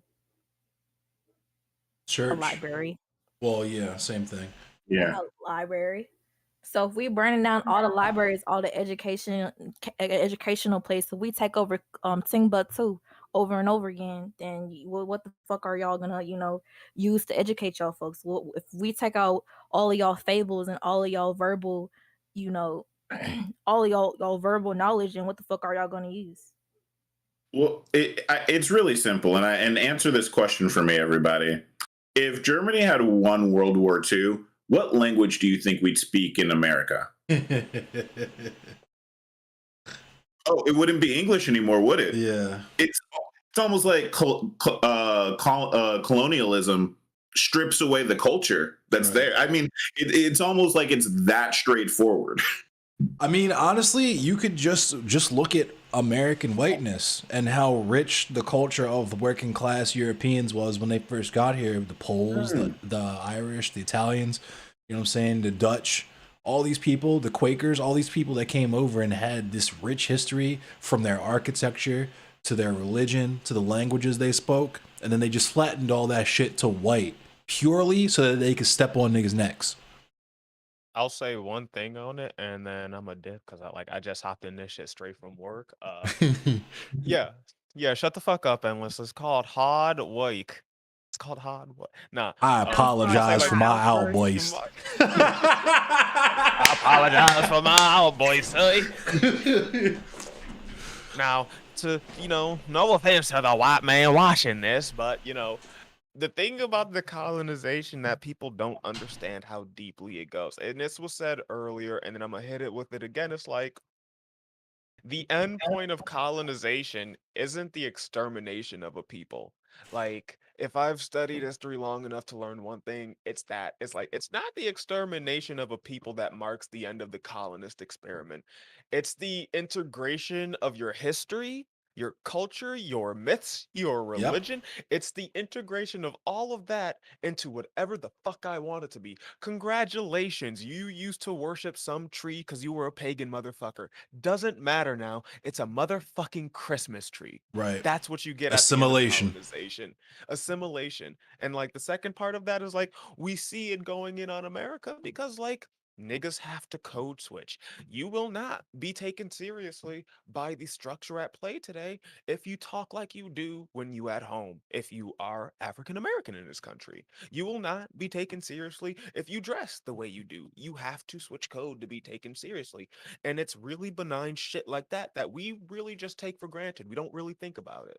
We take that and we think, yeah, that's a sign of our culture and we're strong. No, that's a sign of us having to integrate slowly and surely over time. We're going to have to speak more and more in the code speak, and that's how it always starts. And you know, with that, I'm gonna like dip because I'm tired of shit, nigga. I'm I tired. feel you. Thanks for joining us, fam. No problem, man. It's nice talking to all of y'all. Ashton, I don't think I have you on my friends list, but like I'm a. Oh no, I do. Cool, cool. Cause like I was about to say, like this is like one of the few times I've talked to you, and like it's always cool speaking to new voices from like that diaspora. Yeah, we out there. It's weird when you hear one of us. You're like, oh shit, that's right, we exist. Yeah, it's like I don't want to do the thing of comparing us to animals, but it's like when dogs see each other and like, oh shit, it's another one, oh shit, and they just get super Tail wagging in the background. Yeah, like I'm just like, yeah, oh shit.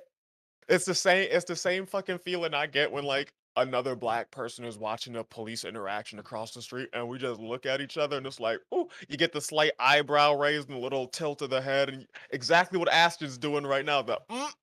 You see this shit, brother? Shame. Exactly. You don't even have to say anything. But yeah, no, I'm out. Like, if y'all like what I have to say, I'm the pyro tyrant and shit. Like, y'all know where to find me. I'm not new to y'all niggas. Like, I'll see y'all later though. Peace. All right, peace.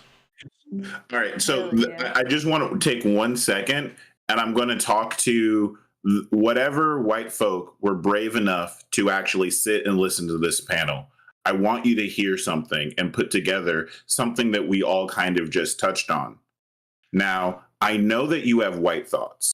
I know that when you hear Black people saying we want to make our own countries or separate ourselves from white people or take our land back, what you hear is Black supremacy, violence, and genocide.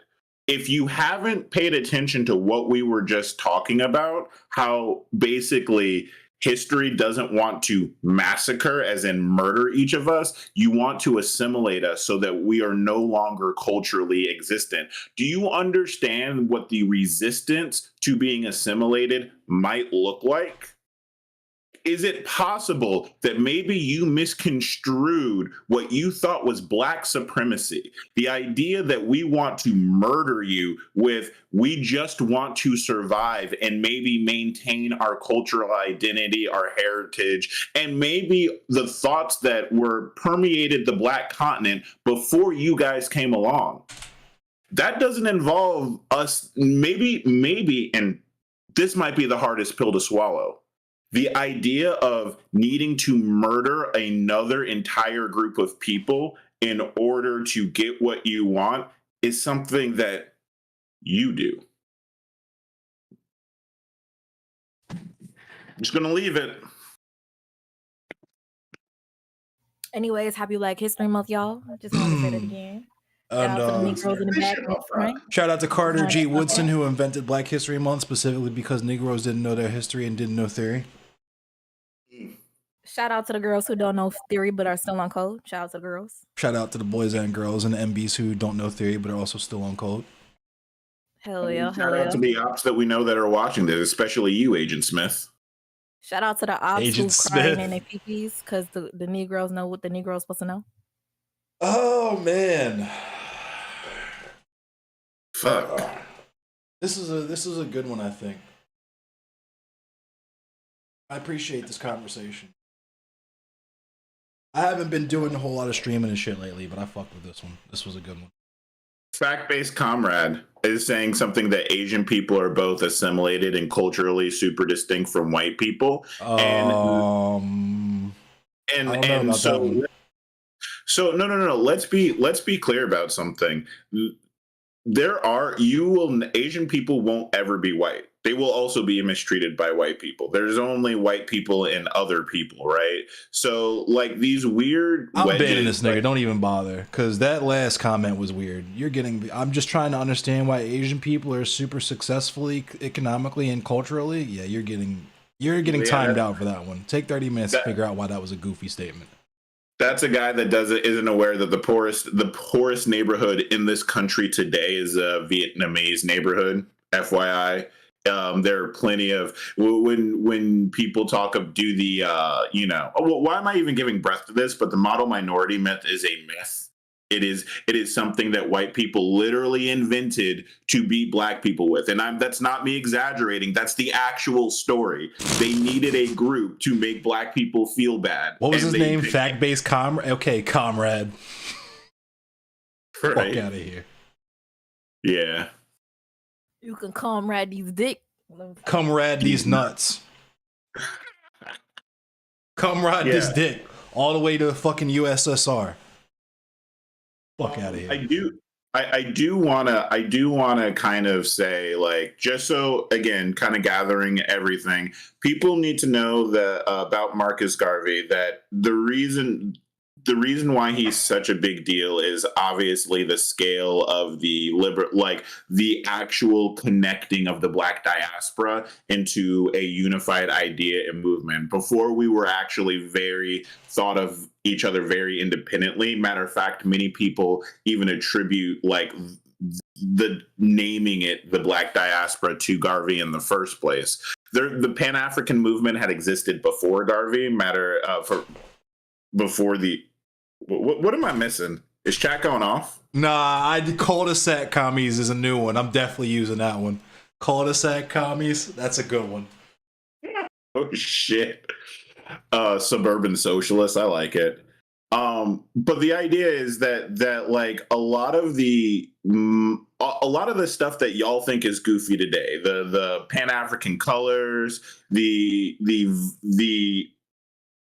almost like black pride, the showing, it was a little fascistic because he did a lot of militaristic looking stuff, but he also very much celebrated the black identity and the black art. And a lot of the stuff that we kind of like now associate with like blackness comes from his very intentional move. Man, I am fucking high. His very intentional drive to create a like black media image and a unified black idea. And we gotta give him like shout out for that, right? He had to realize niggas all over the world woke up one day and remembered that we were all black together. Yeah. And also, once again, shout out to Carter G. Woodson for establishing Negro. It was originally called Negro History Week, but ended up becoming Black History Month. I just want to say, it's extremely important to talk about our fathers, mothers, and MPs. I think it's very extremely important to talk about them, even though, make sure we're not jerking off old people, but to not only why you like that, yo? Getting peer pressured by dead people. Yeah, peer pressured by dead people. Let's just make sure we're not doing that. But just because it's extremely respectful, and in order to understand that we're pushing forward and that there is hope, in my opinion, especially looking at the youth. A lot of these people did they shit high key late 20s. A lot of people did this shit late teens, early 20s. Hold up, wait a minute. Caring Villain said, yeah, it's super low information to say the Vietnamese enclave is poor.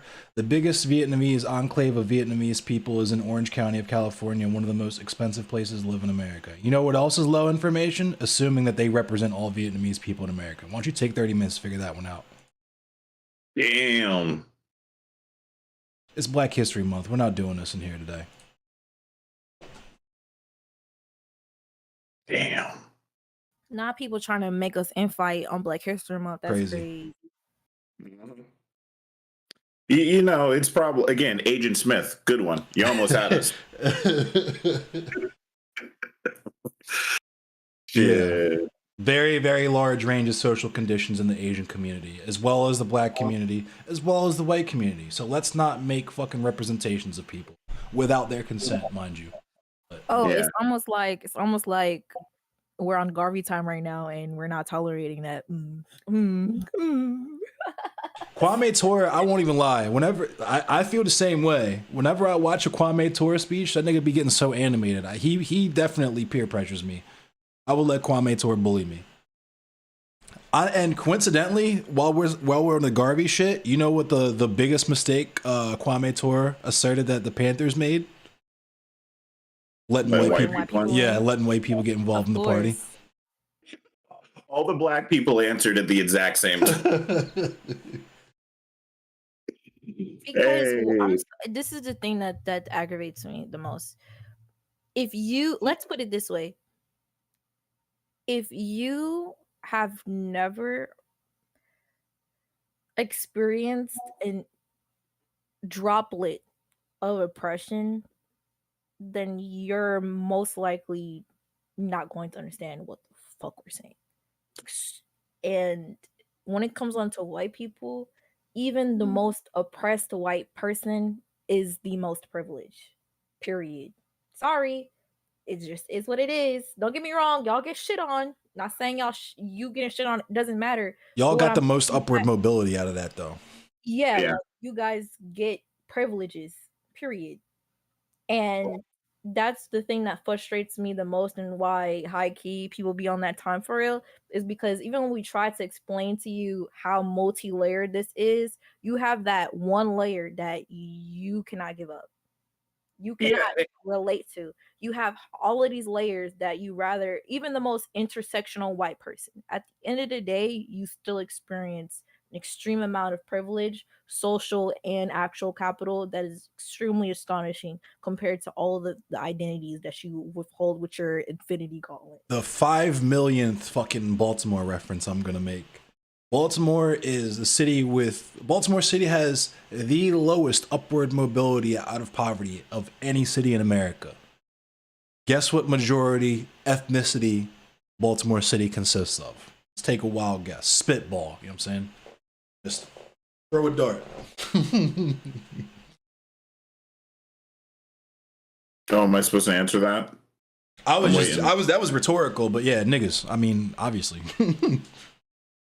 So I want to say this. So I'm going to be the one reaching out. This is as far as we're going to reach.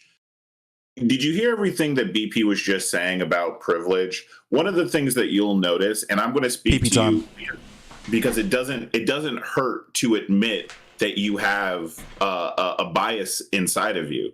Well, I'm a man. No matter how I slice it, I was raised in a patriarchal society. Have you heard how many times I've cut off Bank today? Have you heard the pattern that we have of actually over talking her on her own goddamn panel? These are biases that exist inside of us, and it doesn't make me like fundamental. BP, am I your enemy? Do I move yes, like you're a black enemy? man. You're my enemy. Yes. Oh, true. Well, fair enough. True. That makes way too much sense. You are, but you feel me? Like these I don't know what you're talking about. All right, cool. These are things that these are things that are innate in all of us because we're all raised in patriarchal white supremacist, evangelical Christian, like all of the isms, we're all raised with them. And that's why you have to always continuously fight against your biases. It doesn't hurt to admit, oh shit, the first thought I had a huge white bias. Or Graycraft was talking in chat. He says that when the cops pull up, he doesn't think about his skin color. Yeah, that's the benefit of whiteness. That is literally what I mean when I'm saying you are living through the lens. Like that's not an opportunity any black person ever has. I've never not thought about it. And I wasn't even raised like that. You feel me? Don't be thinking about it. Huh? Kevin Hart don't be thinking about it. Hey, Paradigm in this bitch. Let's go. Let me just say this real quick. Let's put it this way. You being considered white right? It equals to you having white by like your descriptor equals, well, you're the most desirable. Period. It doesn't matter what cut layer of the cake you wanna slice it, whatever oppression it is, you are the most desirable when it comes on to disabled people, when it comes on to people who are trans, when it comes on to people who are of different races, of different countries, whatever the case may be. You being the most closeness to whiteness and you having white as a descriptor equals you are the most desirable. That's why when we talk about privilege and you are an oppressed persons, right? That's the first thing that we talk about, because even when it comes on to advocacy, right? When it comes on to excuse me, queer liberation, who is the first people that everyone want to prop up on a pedestal? Exactly. So I was just about to say to flip it, because this is, you know, this is anarch-out of politics. This is black anarchist shit. The reason why we talk about abolishing hierarchy is because no matter what fucking hierarchy you want to talk about, or you want to talk about, just like you're saying, right? Transphobia, queerphobia, fucking ageism, sexism, fucking ableism. Black people will always be at the bottom of that fuck. We will always experience the most fucking bullshit from all of that. Because it's black disabled people, black gay people, black trans people. This is where I chime in because I haven't been here all day, and a lot of that is my fault because I'm in so many Discord servers. I don't know how you expect me to catch in at this point. I feel you. I feel you though. You gotta directly like get to me at this point. Yeah. I would like to be the older, well, not older because you're older than me. We met already, so you already know what I'm about to go into. I feel like a lot of people will sit here and say, like, oh, here comes another group of black people complaining about shit again and how white people and capitalism are all the problems. And I just feel like it's time to reiterate something that I feel like we miss across this entire spectrum of today's social climate. The most popular people on the internet are a all at least encompassing mix of white and white passing. Right. Y'all remember that TikTok, well, Vine star Just Rain? Yeah. Hell yeah. No, Globus, this was something completely like way different than like me missing a commitment. I wasn't. No, I'll tell you later. Anyway, so you remember how hard he fell off, right? And then it was right around that time that King Batch and the rest of the, you know, black creators that were dominating Vine were all like, hey, we should get more fucking money. Why are we Thanks for the follow. Like ad ripped? Like, what I mean to say is it feels like people will look at people like us, black people, and be like, why do you guys always complain about the white people issue? Why do you guys complain about like why do people always complain about the system? Why can't you just work, you know, and work harder? It's because, and I hate to say it this way to truncate all of this, at every single step in a black person's life, they will have to go through at least one white person to be successful. In the world of exploitation, they will have to go through one white person in order to get that big bang, that big buck. Just like when people used to talk about advertising budgets and why don't we see more black people getting, you know, funds or like, you know, these big grants to do something big? It's because there was a white person with better connections that reached out first, because they be at the country clubs, they be at the privates, they be at the sororities, they be at the fraternities. Right. Oh, my Sigma Pi brother. It might have been, I can't remember, it might have been Cornell West who actually also said that the part of the problem is also because we also don't value our own shit, right? Is we have the same biases built into us because we were raised in these societies. That's like the concept of white habitus. Like BET awards and shit, or like Source Awards, that kind of shit is all seen as like ghetto, or like not the real Oscars, or not the real whatever. You know what I mean? Like we don't value shit that we made and is specifically for some bias as much as we value shit that comes from the colonized world, because we view that as mainstream culture, and as we still view our own culture as niche or like whatever. You know what I mean?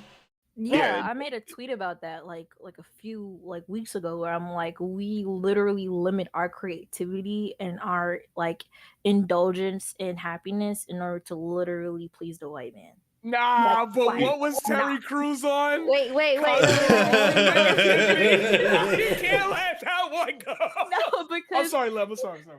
No, because like, okay, so for me, I'm a girl. I'm one of the girls. I like the long 40-inch hair and the little acrylics. I'm one of the girls. You feel me? I like the raunchy shit, quote unquote, right? I like the ghetto shit.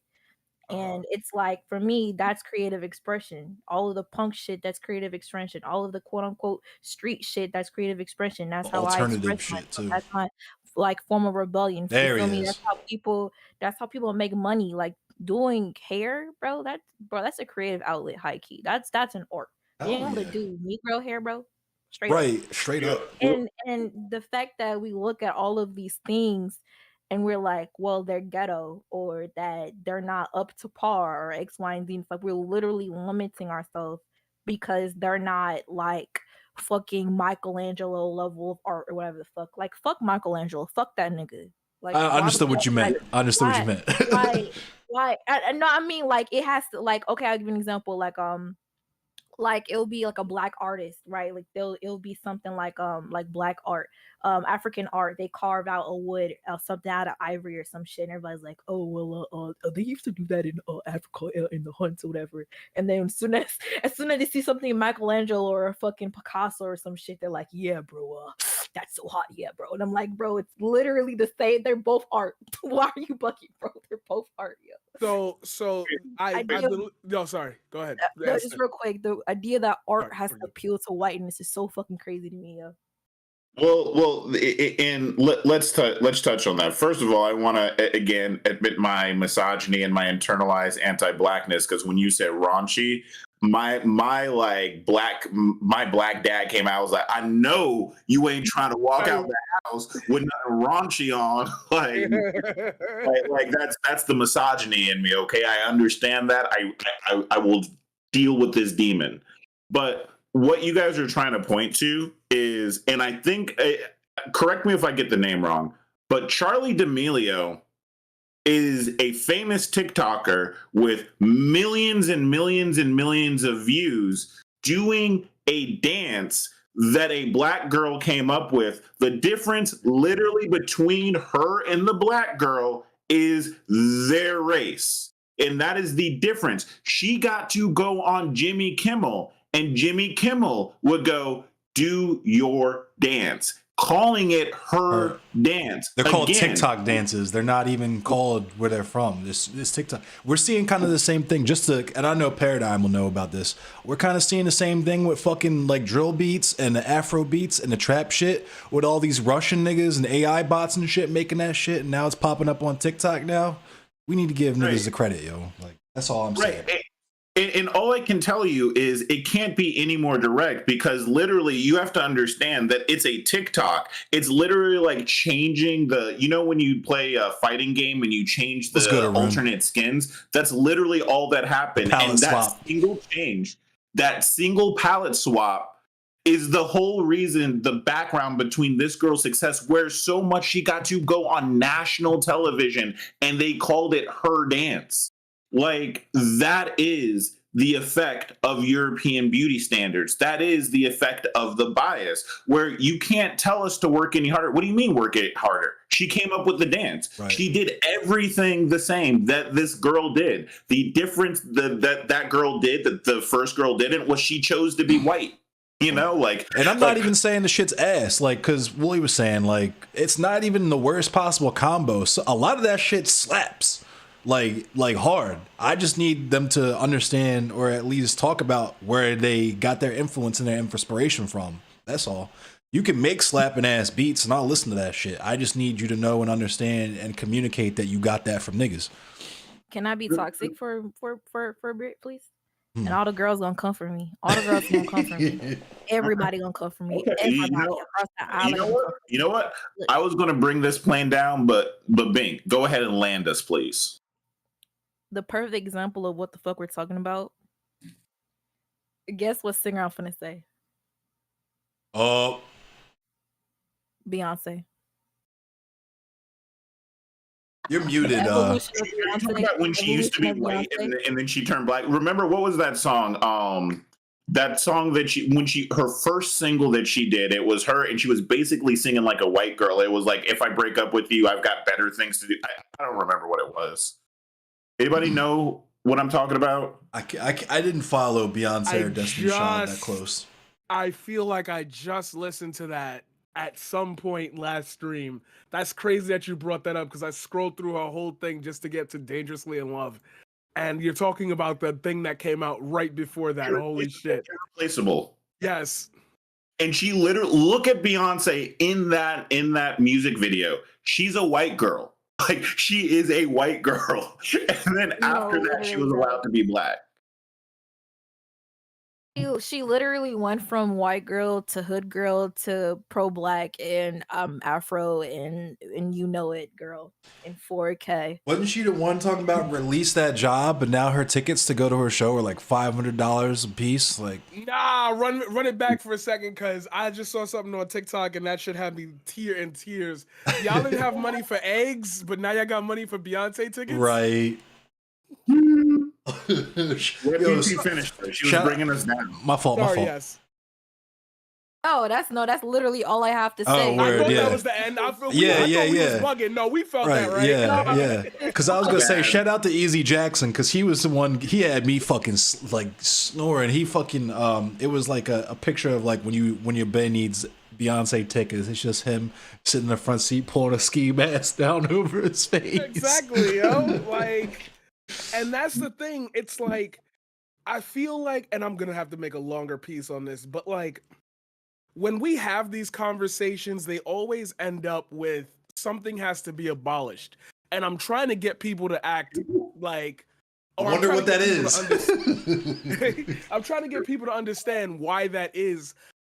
I don't foresee new technology favoring minorities or poor people. And I hate to tie this in because it makes me feel like an internal racist, but like the majority of black people are poor and we know why that is. Just by a standard of federal regulation, FDA, like the federal, FHA, sorry, all that. I was listening to every part of this conversation. I've been staring at the screen for the last 2.5 hours watching everybody come in. And I know every point. I was also going to say, because I just had this conversation when I was talking about AI with Globus, the fact that beyond what you're saying, socially, AI is learning from society, and society is fucking racist. Like, no, not even trying to be funny. Last night, I literally did a piece on it. It's going live on the YouTube because, you know, everybody hates me because I plug my YouTube every conversation.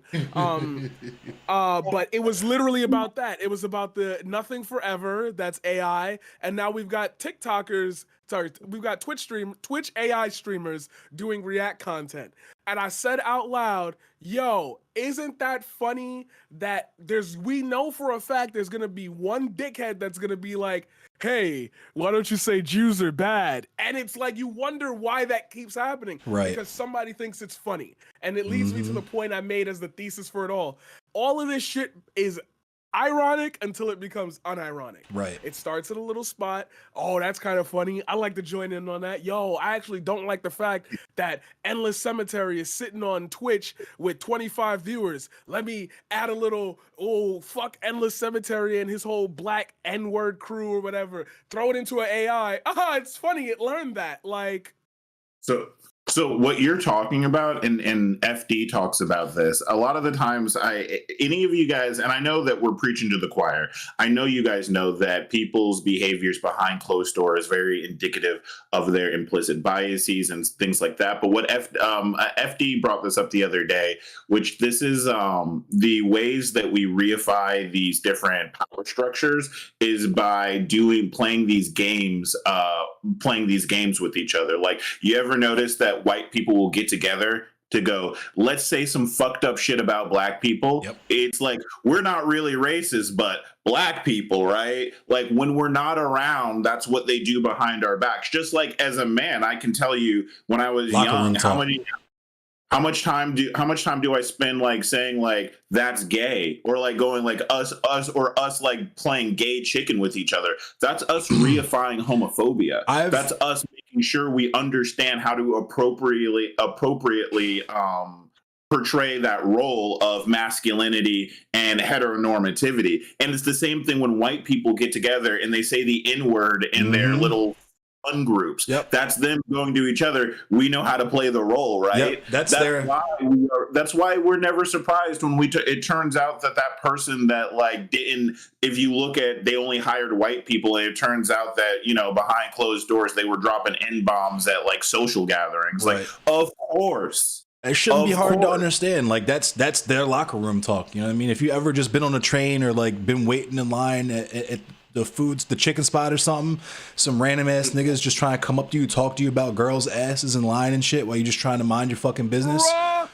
That type of shit. White people do that shit all the time. You know what I'm saying? With the N-word. Just happened to me yesterday. Yo, this is why I be telling people, yo, it really is a problem for me to be both very online and also be outside. Because like, y'all, I don't know what it is with the internet right now, but y'all really move like at one step at a time, bro. When I go outside, they move 12, 13 steps at a time. Matter of fact, Endless know about that conversation I was having with that one dude. Yo, I was, because I was about to say, you know. Exactly. Sorry, Aston, that you're in the out group for this. It's we'll get you up to speed. Y'all will be up to speed. I was just about to say, we gotta fly you up out here. We gotta have a meet and greet. We gotta have the Negro spiritual. My fault, Big. I'm gonna tell all of you guys right now, niggas, did y'all not learn anything from Marcus Garvey? This conversation we're having right now, we cannot talk about all of us meeting in one place at one time. They will kill you. They will destroy Black liberation in one fell swoop. Oh my goodness! On Twitch. How dare you bring up randos online, Endless? What's up with you? You know they gonna clip shit. Shit. Don't act like you want to do this all the time. Don't do that. Don't do that. We saw you sprinkling some fucking shade. I did sprinkle on some shade. That's my fault. Just because they are all blocked and they're not going to see this shit anyway. So. All right, what's on the agenda? Y'all almost done? Super late. That's pretty much it. How you feel about Garvey, yo? Okay, so I actually know a lot about Marcus Garvey, and the reason why I know a lot about Marcus Garvey is because of Loaded Lux. Not even gonna pretend like I gave a shit until I heard, but them Garveyites, Marcus Garvey, them Garveyites. Nat Turner. Lux, that's not a bad source though, honestly.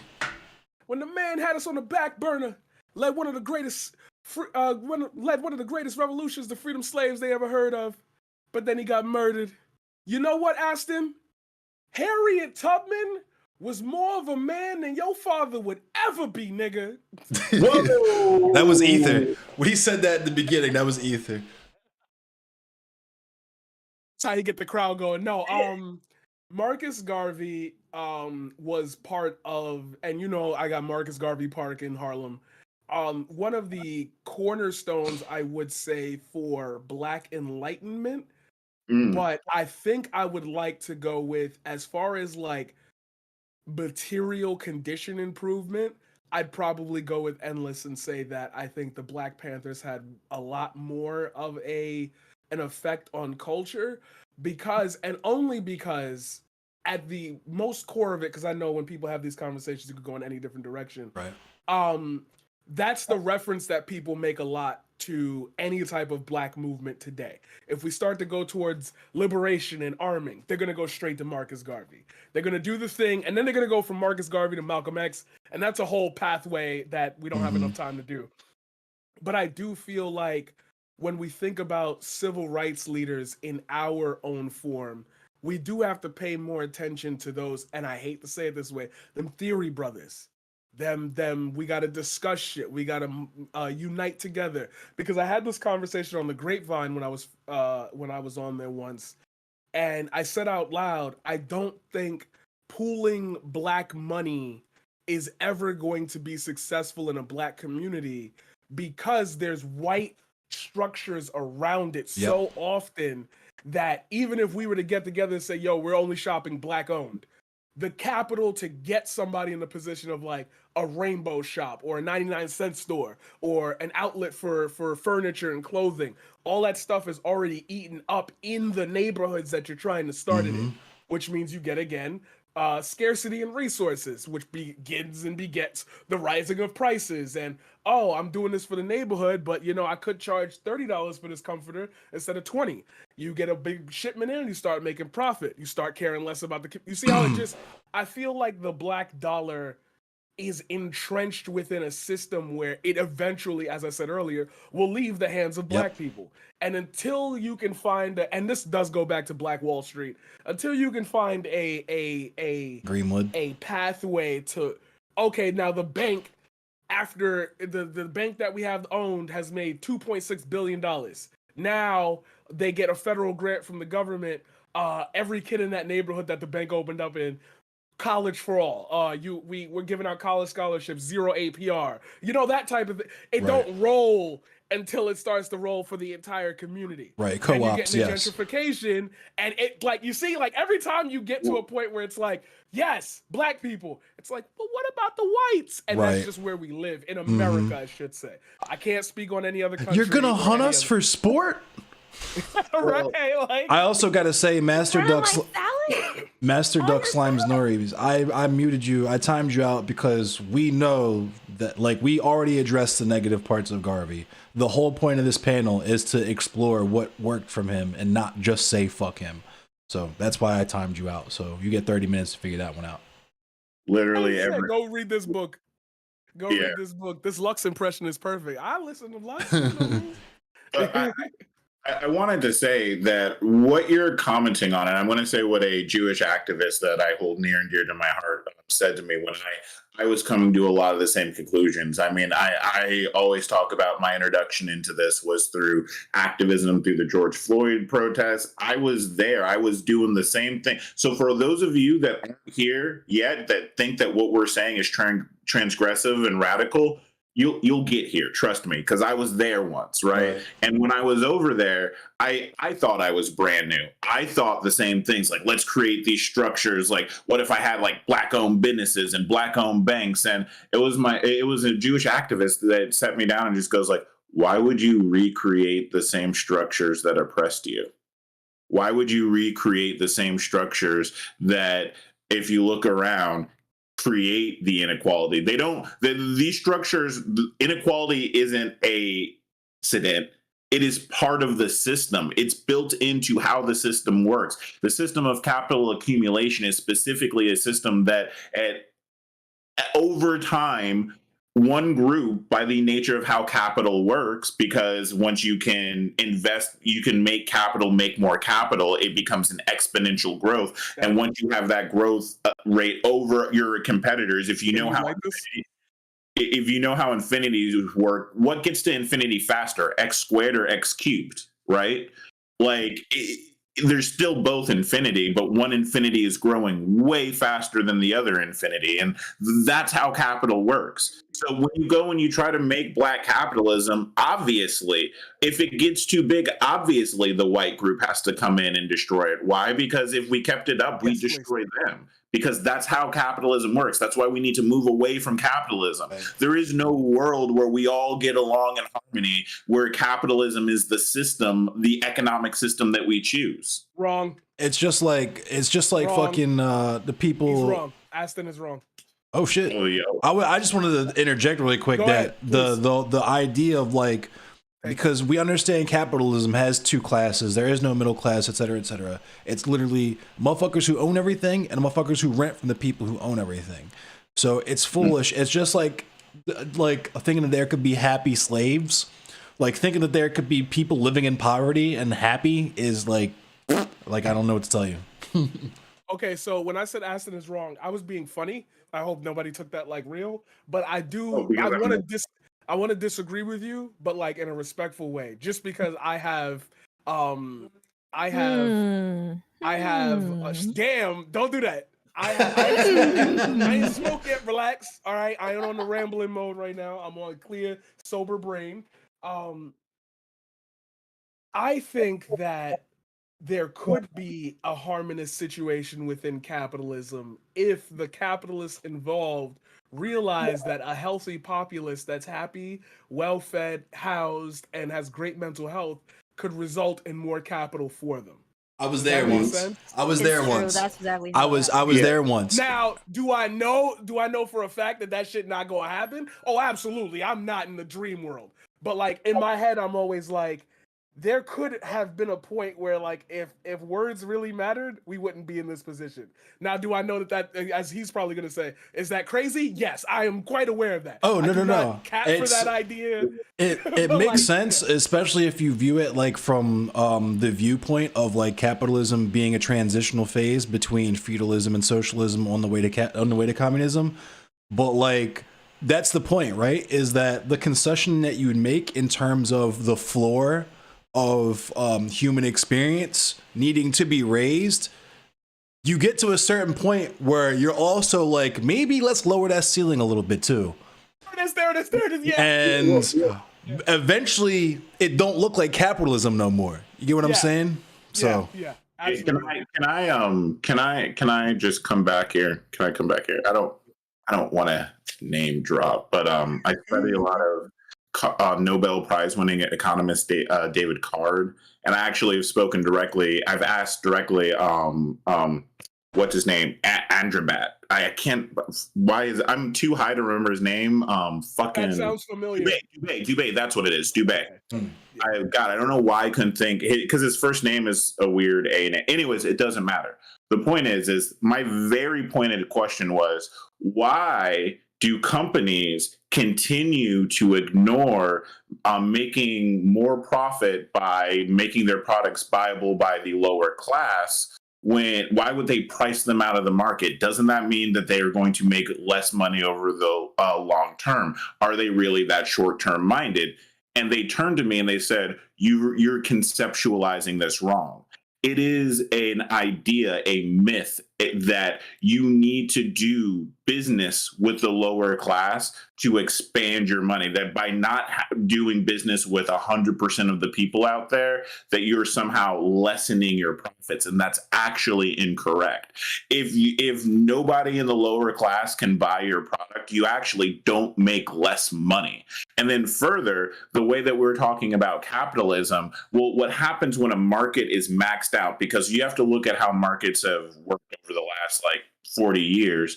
Markets aren't creating more product. They aren't selling more product. There isn't a better thing that's coming out or a new thing that's coming out. What's happening is a process that we call economic rents. Markets are actually figuring out ways to have you pay for stuff that you weren't paying for before through things like planned obsolescence, water bottles. All these are products that were created because they can't sell anymore. And that is actually the nature of capitalism, is the nature of infinite growth in markets that cannot exist.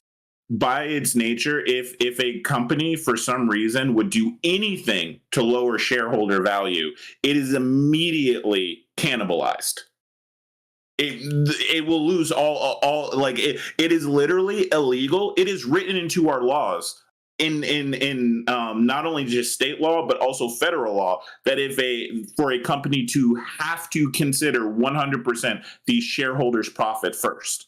That's like written into laws. It is illegal. They will literally investigate a motherfucker for not behaving in the interest of the shareholder, and they define that as the interest in profit because they conflate the profit of the shareholder with revenue for the company, right?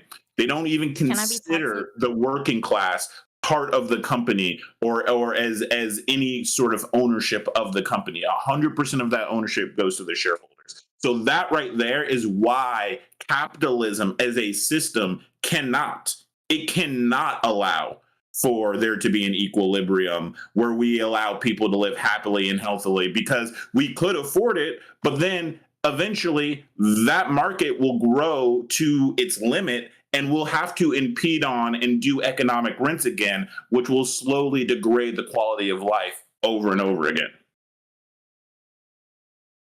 Fiduciary responsibility. Thanks, Globus. The thing I was gonna say real quick is that we let's put it this way. I agree with 1,000% what everyone said on the panel about capitalism, because fuck capitalism. But at the same exact time, I think what also hits why black capitalism cannot work is the fact that people do not understand. No, let's put it this way. Let's run it back. People have overstated what the value of money is and what it created in happiness. As much as like the whole thing of money can buy happiness, and like, yeah, but I can use money to be happy if I want to do it. Okay, yeah, okay, cool. But how are you gonna be happy owning 3 houses and 40 cars? How does that? How are you having access to material goods equal happiness? I can't be happy owning that shit and while my neighbors have nothing. That's just me though. But you know that's what's what I'm crazy? saying. I was That's about to what say I'm that. saying. You said 40 cars. It's like, bro, you could drive like everybody in your neighborhood with a license. Be like, yo, everybody, if your car break down, you on my shit right now. Just don't crash my shit or scratch my shit. You pay for all damages. I think that's a fair trade. Yo, you don't have to go through a rental. You don't have to go through a rental market anymore. You don't got to go through none of that shit. You come to me. Come to me. I got 40 But cars. people don't think about that though. But that's the thing. We live in an individualist society, and also a society that puts a lot of stock into what money is. Very true. If you like this is just kind of why like I hype up Jamaica even though Jamaica's toxic. Is because like that's kind of the time niggas are on down there. Like you kind of like have to be on that time. You have to be on the time of ayo, I have access food. Ayo, knock knock knock neighbor. Ayo, you trying to feed your kid real quick? Like you quite literally have to be on that time. That time of you have to be on community. And I do believe that a lot of black people in America are not on community time. We are community time for the sake of we're against the white man, but we're not on a community time in a sense of success, which is an issue. I kind of feel like if you're a black owned business, if you get if an investor come up to you and like, hey yo, I want to invest in your company, instead of it being a long term of what's going to happen and repercussions of your actions, it's, well, I'm gonna make a bank. It's never morals first, which is an issue when it comes on to capitalists, because people will easily sell out your own community in order to get access wealth. And access wealth for what? What is the end goal? Are you actually, like, I was in class before and my teacher asked me, would you rather live up here, would you rather live in Jamaica? And I'm like, I would rather live in Jamaica. And they were like, but don't a lot of people don't like have bathrooms and stuff? And I'm like, yeah. And she was like, well, that's kind of weird. I'm like, my idea of happiness is not equivalent to a lot of Americans' idea of happiness whatsoever. Like, period. My family think I'm crazy for that, but like, no, seriously though, I rather live with my family Same and we vibe. all in a struggle than me having the most money in the world, me living on my own and basically done everything before and is bored. I rather do this shit. I think a lot of people don't understand what the conception of happiness and fulfillment is, and that's is a predatory ideology, I'll say, idea, when it comes to capitalism. It's back to the bell hooks thing. It's the culture of dominance, right? So shout out to Kimberly Nicole, by the way, a fantastic creator. If you guys want to listen to, which you should be listening to, more Black women, FYI. Yeah, of course. She actually said this in an angry tweet recently. She's like, all of us want to be anti-colonial and all of us want to talk about, like, you know, community and this shit, but don't nobody ever want to watch anybody's kids. Like, we can't in one hand be mad at colonialism and then not support not being colonial, like being in community with each other. I think that's a really great point. And I get it. It's the programming. We're all programmed in under this white supremacist hierarchy. And the reason why goes back to the bell hooks dominance thing, right? If everybody was just comfortable, like pretend we did have a world where rich people cared about like the poor people, right? And they took care of them, right? Well, then as soon as one rich person decided not to take care of them, he would have more money. And as soon as he has more money, he will go ahead and use that competitive advantage to make himself more money. So everybody that adopts his ideology will be the ones that will continuously be more competitive and have more money, until the point where all of us are trained from birth. The reason why you can't conceptualize a world without money is because you've been shown images of what money is your entire life. Bullshit. But Bullshit. just remember, but Nah, that's the issue. when you got Christmas money, when you got birthday money, and it was like, don't spend it all in one place, and shit was actually worth its value, and you could go into the grocery store, the bodega, with $1, get yourself a Bubblicious, a juice, a bag of chips, and a candy bar. And now that shit don't even pay for the fucking candy bar. That's what's got your mind whipped up. That's what's got you fucked up. Sorry. No, but you, I mean, but really though. But just to deconstruct that a little bit more, why do you want to be rich? Right. Why don't you just want to be stable? People want to be rich because they see rich as the avenue to freedom. That's it. And masculinity. Because this is why, like, I'm pulling the diaspora wars. You know what my mom, my grandma has turned to one another and said while we're driving back from college. Ask me what they said. What they say? My mom said, "Mommy, because you know he's Jamaican. Do you think we made it? Do you think we made it?" That's what my mom turned to my grandma. My grandma said, "Yeah, we made it. We have our kids. We're somewhat stable. What else would we need?" The fact that people want more than that is weird to me. Yeah. That's my thing. Like, why do you want don't get me wrong, I want a big house, but I want a big house with my family. That's what I want. I want to grow shit in my backyard and just give the shit out and call it. I'm gonna tell you through experience. This has nothing to do with being black. This is just being older than you. All of the people in this panel, I believe, are older than you, so I hope they corroborate what I say. So you remember how Endless just said it's about freedom? It's about the freedom to not be subservient to some other person's goals. It's quite literally the American dream to be able to choose what you do when you wake up. That's why so many people put money in the 401ks and retirement plans, stocks, long-term investments, because they know, or they've been taught, that it's when you get older that you're allowed to just do whatever the fuck you want, which comes with the idea of sociology and why older people curse almost a lot more than younger people. Case in point, everybody wants to be rich because they think that's how you get to wake up and just do what you want. If you always wanted to make a song, a beat, that's when you get to do it. You can't do that when it's a 9 to 5, and even though you're comfortable, you still got to go to the 9 to 5. If you can't ever feel at one point that you could just quit whatever profession you're doing, quit whatever girlfriend you've got, boyfriend, partner, quit whatever house you've got and go to another one, the fact that you sometimes feel stuck is what people think richness will solve. And I hate to tell them this, but in this system, they kind of right. Yeah. They kind of right, but they don't know what that number is. They don't know. Once you get there, you've been exploiting people. If I make $100K in merch a month, and not to say like I'm exploiting workers, if we could do union made, there's ways to have a bigger conversation on that. But like at $100K a month, I'm like, I still got to keep streaming. I still got to keep making the merch. It's not enough to just be like, all right, fuck everybody. So I wait a little bit. Now I made $500K. I could go on a vacation, but people still need to know where I'm at. Oh, now I've got 2.6 billion. I could give a fuck if your firstborn dies of SIDS. I can give a fuck because I'm not beholden to your opinion, let alone your wants. Like, I don't have to discuss shit with nobody. I'm set. I can wake up and decide how I feel, how I want. And that's why rich people turn really, really, a lot of factors. The synthesis is also, because involved in that is generational wealth, right? Is not just you having that freedom, but also knowing that your kids and their kids and so on and so forth will also have that same level of freedom. But that's kind of the thing though. Like, yeah, that's what I'm saying is like, you're both correct. You know what I mean? Both of y'all are correct. Yeah, there's no argument there.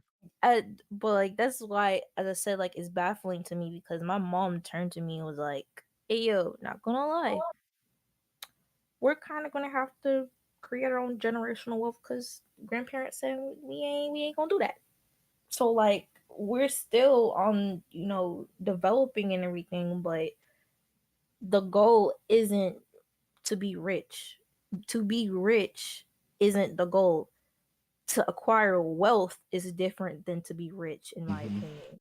I agree. You being stable is completely different than you being rich, which is something that I wish people would make a distinction of and understand, like, what the fuck that is, and like to actually have a healthy. Because I feel like it's just like this. You are trying to have a goal that you cannot complete. Right. It's the difference. Realistically speaking, most people cannot become rich. I think we're talking about the difference between having a job that you go to, you punch in and out every day that pays you $100,000 a year, versus owning property and the people who rent from you pay you $1,000 a year, $100,000 a year. Right. There's two different types of rich. Right. Well, this is what I'm trying to get at. What we're actually describing is the Marxist alienation innate in the working class. Right. At no point in the whole reason why we do this whole big class analysis of this hierarchy, and it's unfortunate that it ends there, because this is what most white people understand. You don't have agency. No matter, even if you're making a ton of money, if you're a lawyer and you're making 150, 200K, right? If your name is not on the law firm, you don't have agency. You're still a worker. Like, you still have to take what cases your boss tells you to take. Now, obviously, you don't have the instability in your shelter or your food that the lower class or the poor have, but you still have that lack of agency, and that is the main driver it's the carrot that capitalism dangles in front of the working class perpetually to get them to continue to working in forever in perpetuity. The change happens is when capital starts making money for you, when you can sit down and not have to work, like have enough stock so that you don't have to work. Your entire livelihood is taken care of without you having to lift a finger. That's when you enter into the bourgeois class, and that's what we're talking about, right? But the thing is what there is the motivation I think that people feel is created by that culture that I'm talking about, right? Like, the capitalists make it so that we have to be at each other's throat to claim more. So that competitive nature is taught down, right? You teach your kids to be competitive because you had to be competitive to survive. And that gets taught down and taught down and taught down. And at some point, we forget that this whole thing was because of a fucked up situation where they wanted us to fight against each other in an arena. Like, we've been fighting each other for so long, we forget who put us in here in the first place. You feel me? Mm-hmm. Oh, shit. That's real shit. Hold on. That's real shit. We closed and coming up to the close, because I'm not gonna hold you. I'm running out of water. I gotta go get some more water, and I gotta go record some footage of some. I'm going to see Infinity Knives and Brian Ennals at Holy for Holy tonight on some real Baltimore shit. Holy for Holy. I was gonna call you out on that because it almost sounded like you was like, I gotta record some footage of some hoes. I was like, I caught that slip. He has a weakness.